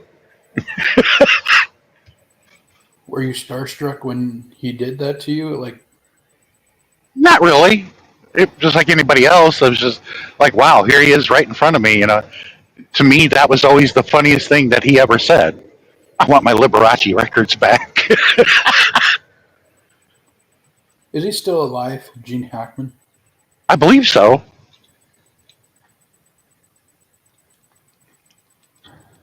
Yeah, he was in a lot of movies, wasn't he, Hackman? Oh yeah, Yeah. He started in the '60s, right? I believe so. But the big role he did was Lex Luthor because he added a lot of comedy to the character. He wasn't the comic book Lex Luthor. He was the bumbling Lex Luthor. And well, no, he was still intelligent. He was just funny. He added comedy to the character, and it was the model of why the first two Batman movies, the villains outdid Batman. Jack Nicholson as the Joker. You know, Danny DeVito as the Penguin. Danny the Penguin. Yeah, they outdid Batman. They were hilarious and they were great. They outdid the originals. You could even you can even say Michelle Pfeiffer outdid Batman as Catwoman. Actually, I had a different choice for Catwoman, but she did good. The actress that I picked out to play Catwoman, I was dead on with Danny DeVito. Because when they were coming out with the first Batman, a lot of us sat around and talked about, oh, who are they going to get to play the other parts? I picked Danny DeVito right away. He'd be perfect for the Penguin. Long before part two was even thought of. And then for Catwoman, I picked the woman that played Evil Lynn in the He-Man movie. Because she had those eyes. She would have been perfect for Catwoman. She played Evil Lynn in the He-Man movie. I know who you're talking about. I can never remember that actress's name. I'll look it up. But I like that Catwoman's laying on Oswald's bed, and he comes in. Oswald, there's somebody here to see you. And he takes his hat off slowly. He's like, just the pussy I've been looking for. I died laughing when he said that. Okay, Meg Foster played Evil Lynn. She would have made a great Catwoman. But I don't think she had the figure like Michelle Pfeiffer did. Well, she was slim. Maybe she just had a baby and stuff like that, and because it was like 90.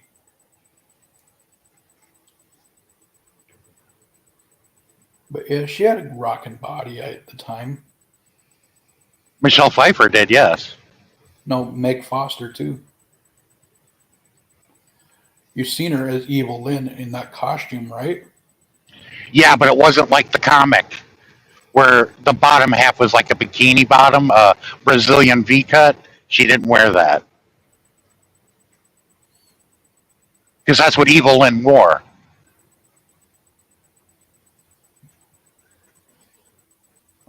Yeah, I'm looking at her body. She had more of the athletic build, not slim. Yeah, look up the comic version of Evil Lynn. You'll know what I'm talking about. Even the cartoon. Well, the cartoon, the comic, they had the comic book too. Yeah. But I see what you're saying with the eyes. Yes.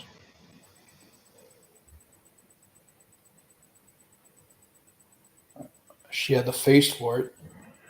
But, Tommy Lee Jones as Two-Face was brilliant.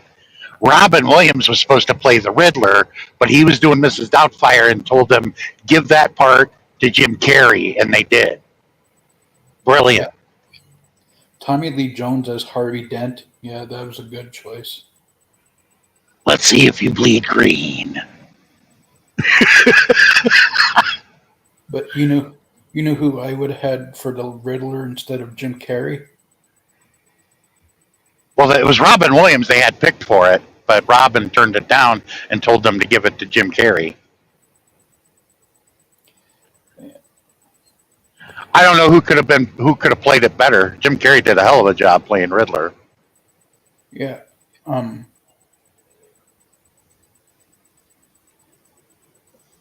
Did you like the new Penguin movie? I didn't see it. It stars Colin Farrell. Me, I don't like these remakes of a remake of another remake. I'm like, let's continue the story. There are a whole lot more villains in Batman than the Joker and Penguin. You know, there was Egghead, Two Face, Mister Freeze. You know, there were and Scarecrow. There were a lot of villains. Did you like Arnold Schwarzenegger as Mr. Freeze? It was all right, but by then the popularity was dying down. But the number one villain, everybody thinks it was the Joker. It really wasn't. The one that hated Batman the most was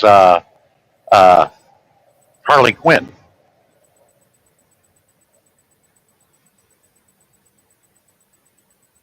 Yeah. Margot Robbie made a good Harley Quinn. Yep. So did Sammy. You That know, was my idea last year, but she gave it to her sister. But you know, this year, Sammy played a very good Harley Quinn in that costume contest. you know, Very excellent job, Sammy did. you know, who would you like to play Clayface? Just out of spite, that would be what's his name, Rocky Montevilla. Make The Rock play that part. He played Black Adam. Who would you have play Egghead? Well, the only one that's ever played that part is Vincent Price. But he's dead now. Well, yeah, I know that, but that's a hell of big shoes to fill.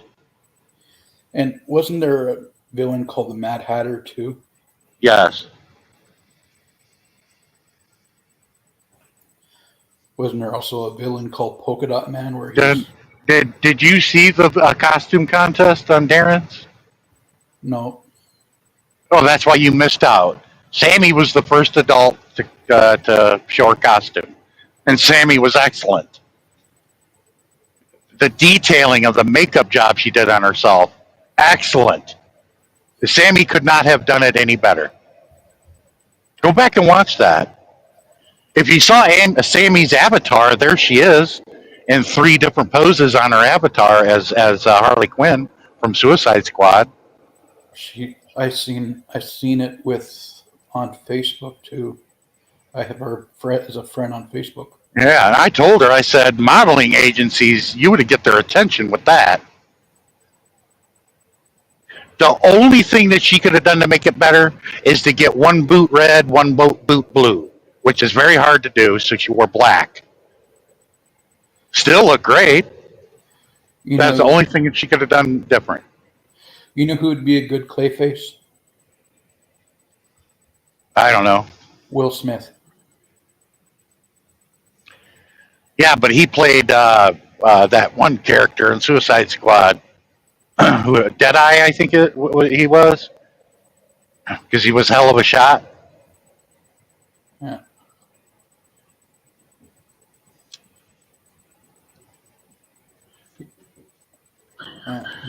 But they ruined that though by making a sequel to Suicide Squad called Bird of Prey. When I went and saw that, I left halfway into it. I'm like, this sucks. They should call this movie Serious Daddy Issues is what they should call it.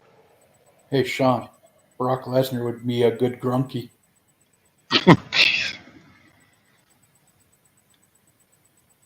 You know, the big gray guy? No, he would make a good, for his character, it'd be the Thing from Fantastic Four. Brock Lesnar? Yes.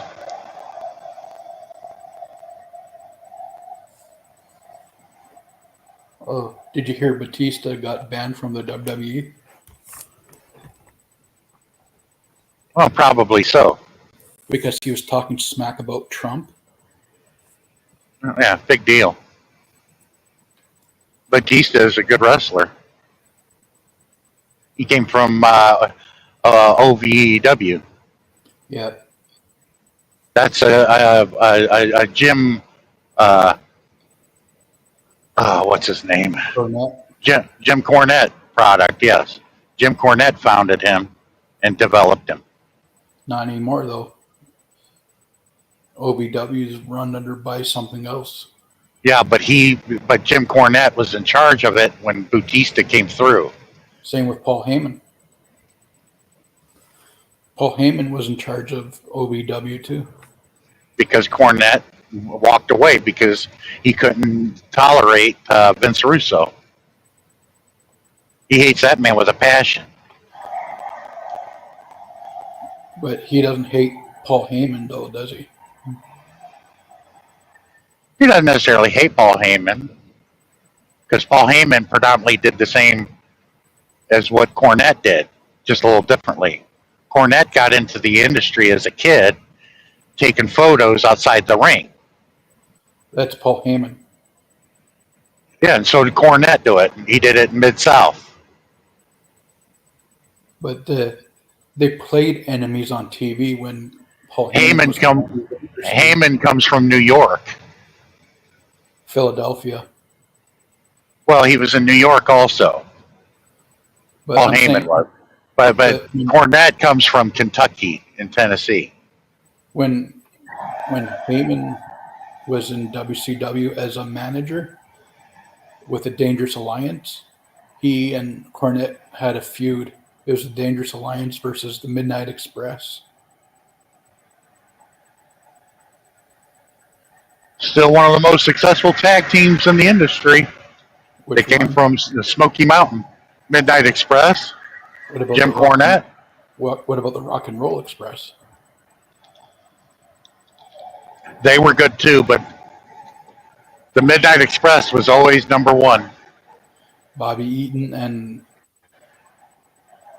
it was beautiful. Bobby Eaton and who else? Who was the other guy? Jim Cornette is the only person that can cause a riot back in the old territory days. Because a few times it happened that way. The people in the audience wanted to kill him, and the people in the ring wanted to kick his ass. He was good at what he did. Jim Cornette was. Badass, I'm Canadian. But yeah, Cornette played the villain perfectly, didn't he?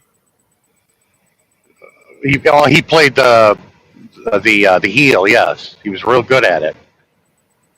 He did play as the face a couple of times, a baby face. But he preferred to be the heel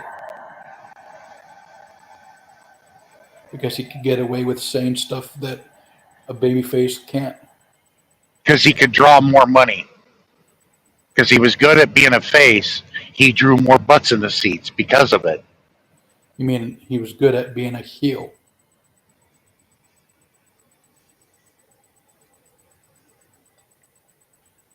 But yeah, when it comes to wrestling and knowledge, I rather listen to Cornette than Vince Russo. Oh yeah, Cornette's been around the business almost his entire life. Same with Heyman. I rather listen to Paul Heyman.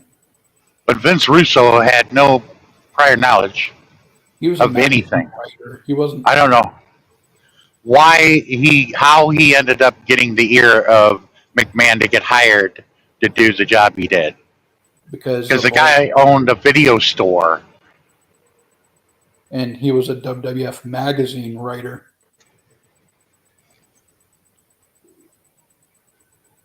Yeah.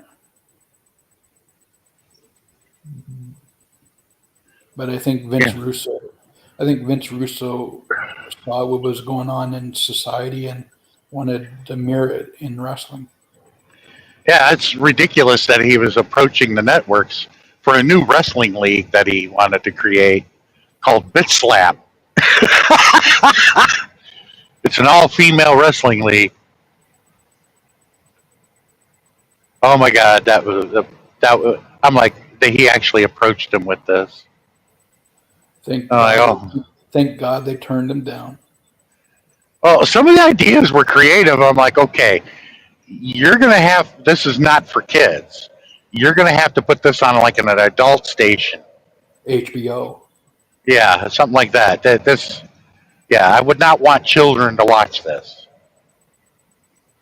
But one of my favorites that he came up with was Nurse Hershey and her manager Dr. Proctor.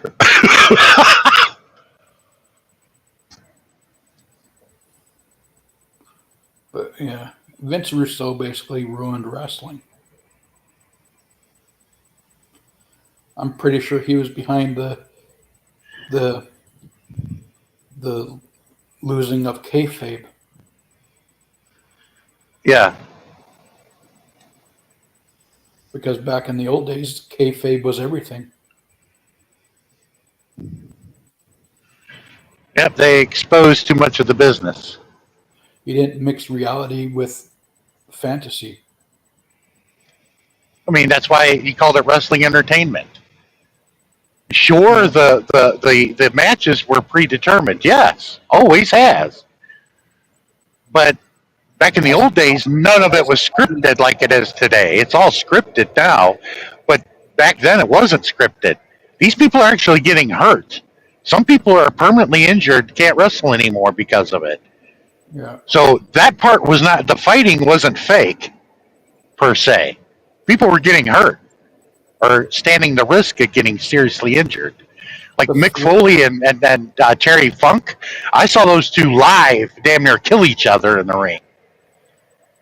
But with the action in the ring, even in the old days, they weren't trying to kill each other.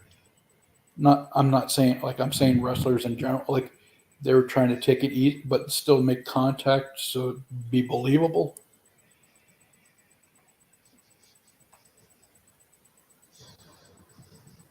But yeah, I'm not a mark anymore. Wrestling has lost its magic. Let's see, people like Jim Crockett or Jim Cornette. Yeah. He said it so well. He goes, "Of course it's bullshit. Everybody knows it's been bullshit, but we're so good at it down in the South. We got people to believe it." And he's right. People that were fans of Mid South and the Texas League, they believed it. Because that's why the crowds. The first time that a woman was ever body slammed or suplexed was in Mid South. It caused a riot. But here's the thing: Mid South area wasn't as cartoony as the WWF at the time. No, but all the legends you know of passed through there in the territory days. Hulk Hogan, all of them, they all went through Mid South. Andre the Giant. But Vince Jr. turned wrestling into a cartoon. Back in the 80s and early 90s, WWF was more cartoony than WCW. But it made money. Yeah. I was. There's been rumors that they're going to bring the Attitude Era back. That I'd like to see. Yeah, because they're going to have Raw on Netflix. Because Asuka is going to make her debut in Royal Rumble. She's coming back for the Royal Rumble. Yeah. But yeah, WWE has a contract with Netflix for Raw and some of the pay-per-views. Yeah, they do that. They can go back to the Attitude. They can even show nudity, and it's okay. Well, not really nudity because you still have the people in the arena. People in the arena, they can be told and put them on the back of the tickets. If they don't read it, that's on them. But you're warned. People will be forewarned. You want to bring your kids to this or not? But the Attitude Era was good in its day, and it worked. Yeah. But the shock factor is gone. The Attitude Era came about because WCW was doing the NWO first. WCW did the Attitude Era, but if you listen to Paul Heyman, he said he did the Attitude Era way before WCW and WWE with ECW. He was Attitude before he was cool. Mm-hmm. Which is true. ECW had more attitude before WWE or WCW. Me, if they bring the Attitude Era, I wonder how they're going to handle the women. What are they going to do with the women is what I'd like to know. I hope no bra and panty matches. Well, you know that's coming.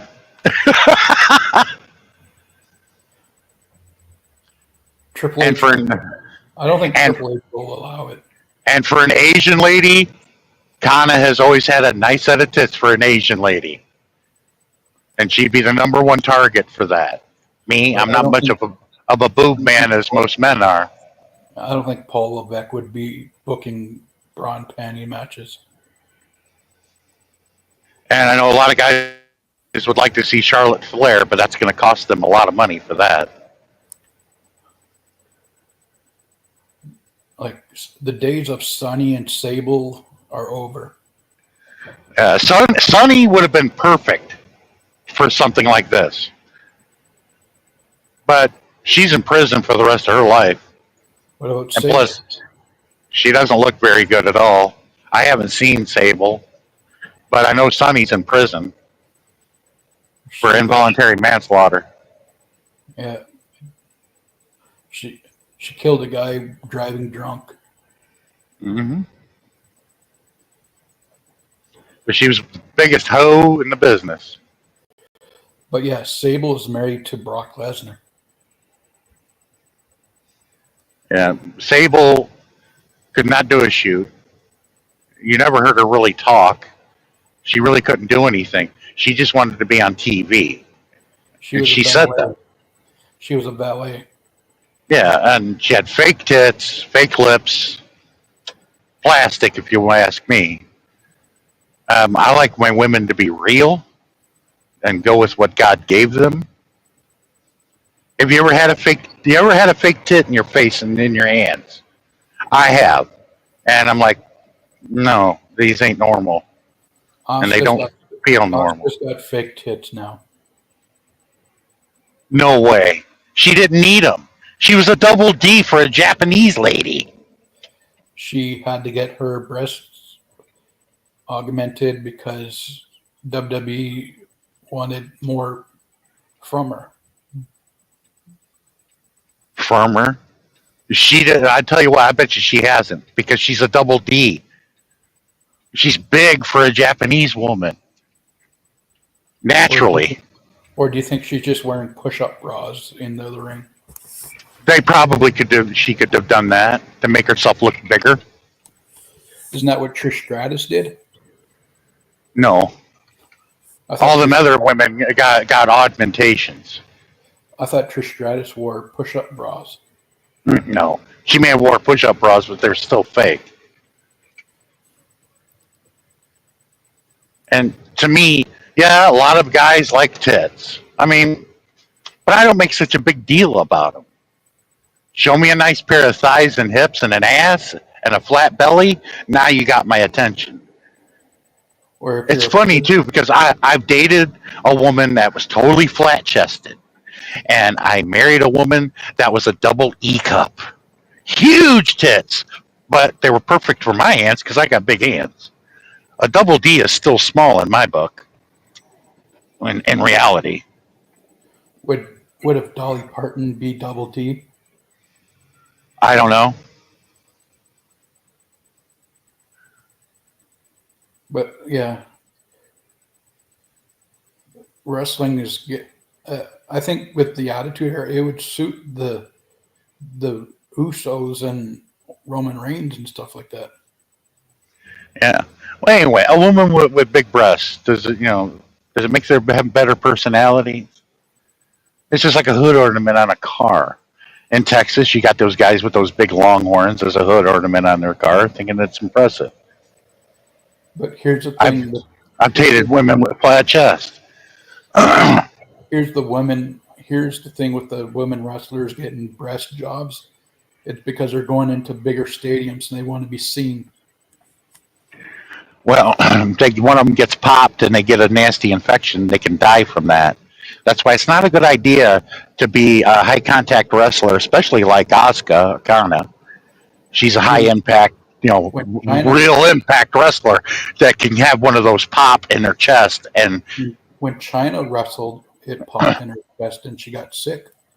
oh yeah, she could have died.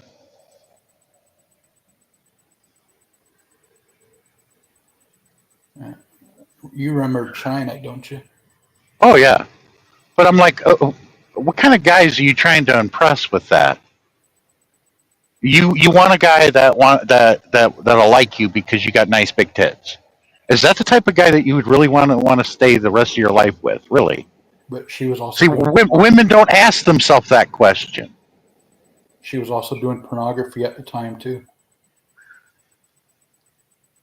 Yeah, she got them breast augmentations, but the dude that she dated, or the guys that she dated over the years having those, ended up leaving her anyway and never took her seriously. Except for Sean Waltman. He didn't take her seriously either. You know who Sean Waltman is, don't you?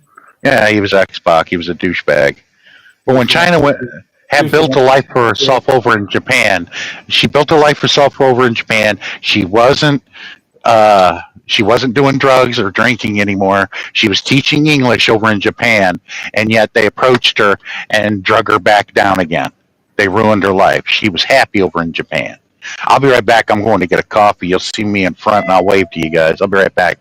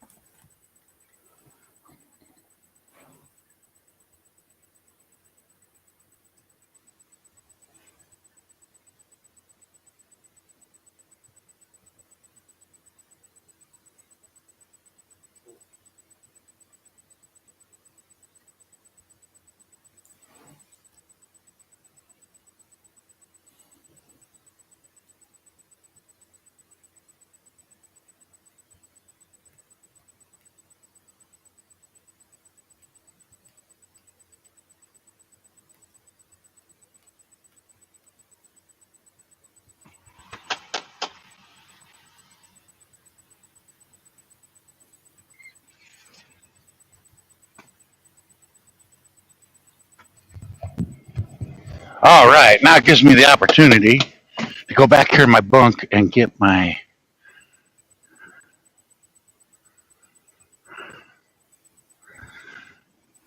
Okay, to get my little handy dandy book, and I'll be able to read it all off to you. It's totally hilarious. Or embarrassing, depending on who you are.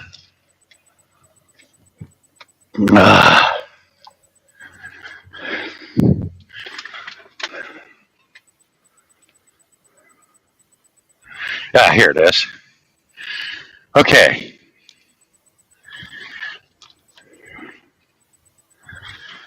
Now, the same company, production company, is owned by Sports Extreme, okay? That Russo approached to pitch this wrestling league. Now, mind you, Sports Extreme, their initials is SEX, and it's they own TNA. Use your imagination on that. But Vince Russo was wanting to pitch an all-female wrestling league called Bitch Slap. And they would have been at this arena called the Bitch Slap Arena and do all their wrestling there.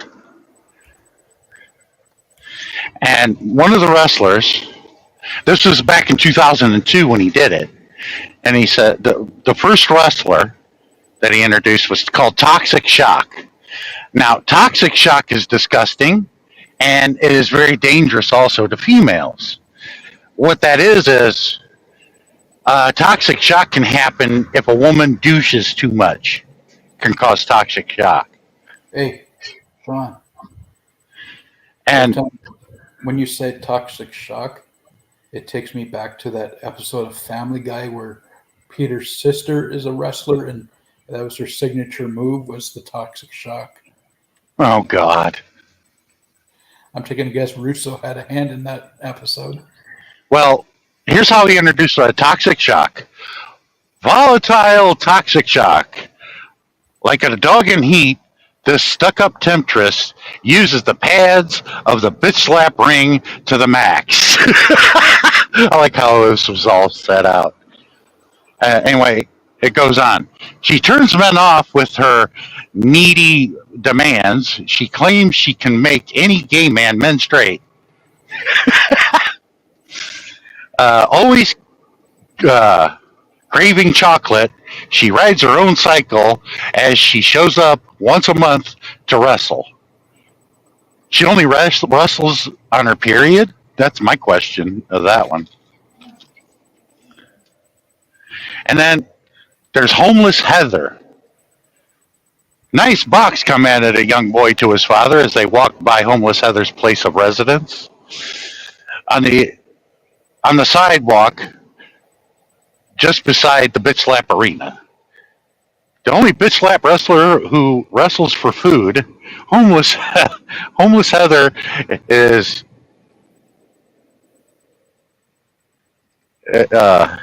I can't read that. Oh, Homeless Heather is the she-god of the shelter. Not only does she compete in the ring, she serves as cleanup crew as she wheels her shopping cart or looking for cans during the show. Burner bra for heat.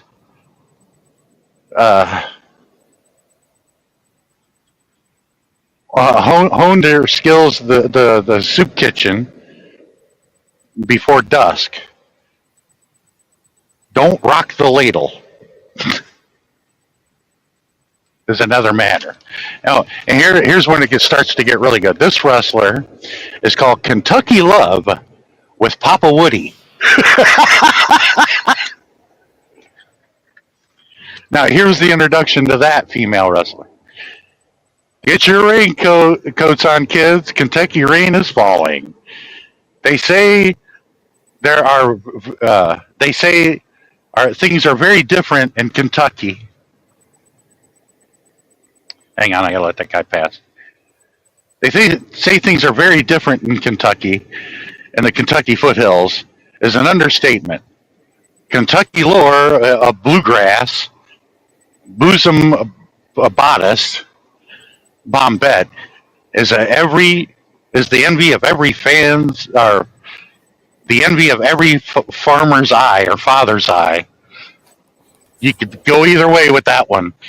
However, for Kentucky Love, there won't be any soiling of oats.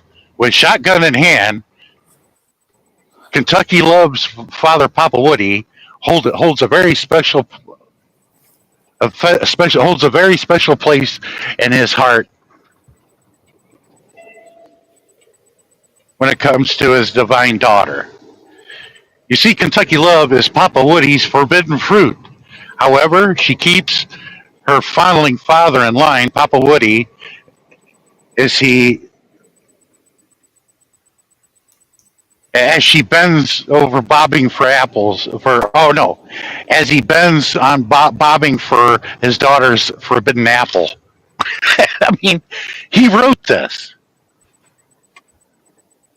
And then there's Blackbeard and Treasure Chest called the Ass Pirates. I'm just curious, who are they going to get to play these parts if they went with it at that time? They'll probably go to the independent circuit. Probably. But ahoy, matey, like the swashbuckling of the Caribbean. Blackbeard and Treasure Chest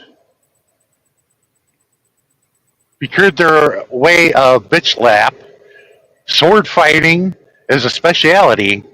The Ass Pirates promise to walk the plank through their revealing denim shorts. The Ass Pirates invite rump wrangling to these 7 seamen who lust after them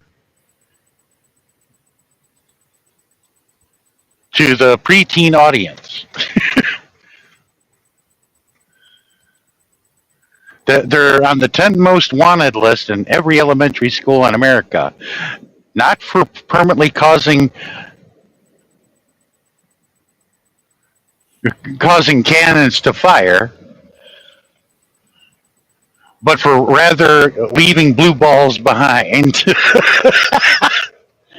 That was a little bit creative. And then there's Birdie Hole for One, a PGA legend. I'm going to skip over that one. And then there's Beastie Alley with her dog Scroot. That one was pretty sick when he came up with that one. And then there's the tag team of Moose Knuckle and Camel Toe. And they're looking for the cure for that. And my idea is Dr. Proctor's got the cure. That's a good storyline right there. But there's the tag team of MVP. It's called Missing Body Parts of Stumpy and Gimpy.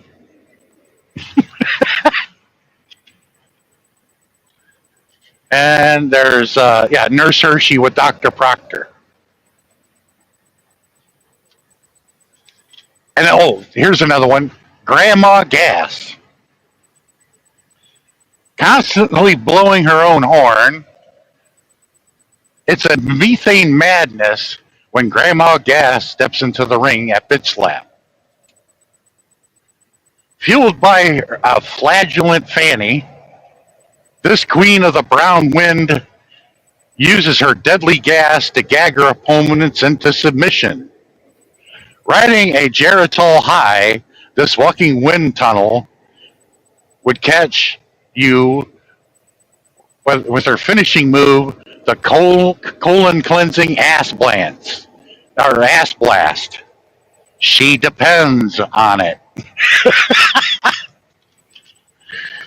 But there was a bunch of others. There was Carrie Springer, Brittany Shears, Flemin M, Lorena Choppet, Jenny Knockersville, and Cucumba. And my question is, okay, who's he going to get to play these parts? Even today, I think the one that would be good to play Grandma Gas would be what's that one woman? She's got the big ass in WWE. What's her name? She's a good wrestler. She reminds me of Matilda the Hun from Glow. Nia Jax. Yeah, she would be good for that part. Grandma Gas.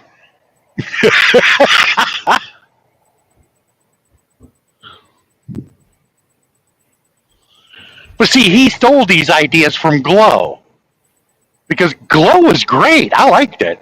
There was the farmer's daughter and Matilda the Hun, which was like the female version of Andre the Giant. She had a hell of a character, and she played it well. My brother went to college with the dude that invented it and owned Glow. I can't remember his name, but my brother knew him because they went to college to IU together.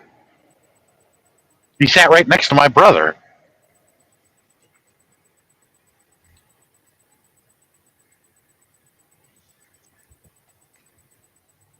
And then they brought Glow back later on, which lasted a couple of seasons, and then they ended it again.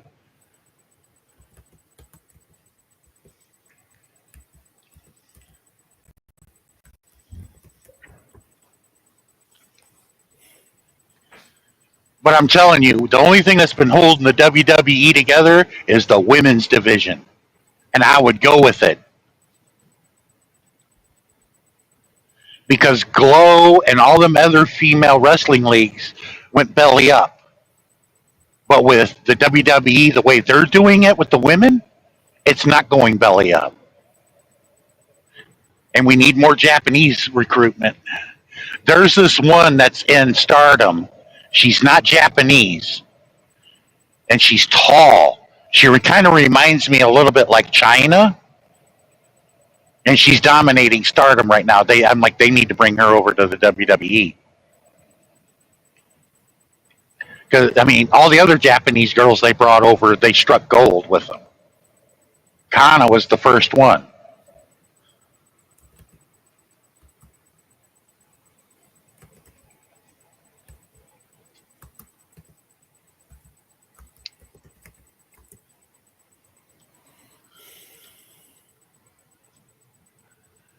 But I'm like, I'd rather watch the women than the guys. You know, you got Charlotte Flair. Oh yeah, and Natalya, Jim the Anvil's daughter. She's one hell of a female wrestler. But I'll tell you what, who would rule the roost, and I would like them to do an intergender match in the WWE. Put them as a tag team. Asuka tag teamed with Rhea Ripley against two men. Because Asuka has experience in doing intergender wrestling matches. Yeah. And I believe Rhea Ripley can handle men just like China did. Probably even better. Hey, she could put Dominic Mysterio on his place. She could whip his ass. Even in a real stand-up fight, I bet you she could whip his ass. Of course, she's Australian.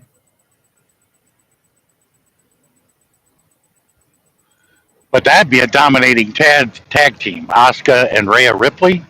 Woo!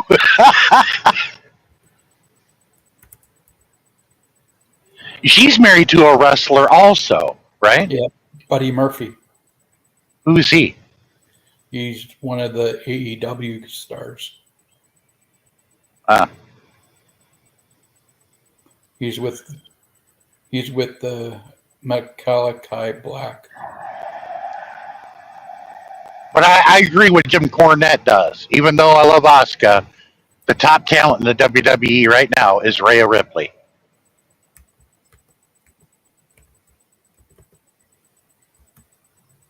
And I saw her outside the ring. That woman's got a lot of heart and a lot of class. She was walking out of the back room in this stadium, and there was this girl wanting to meet her, and this aide, this woman that was an aide, was trying to keep her away. But Rhea Ripley walked right over to that child and gave her a hug. And she held her for a while because the girl started crying because that was her idol. Yeah. And Rhea Ripley understood that. And I'm like, wow. Because Rhea Ripley was one of them when she was a kid.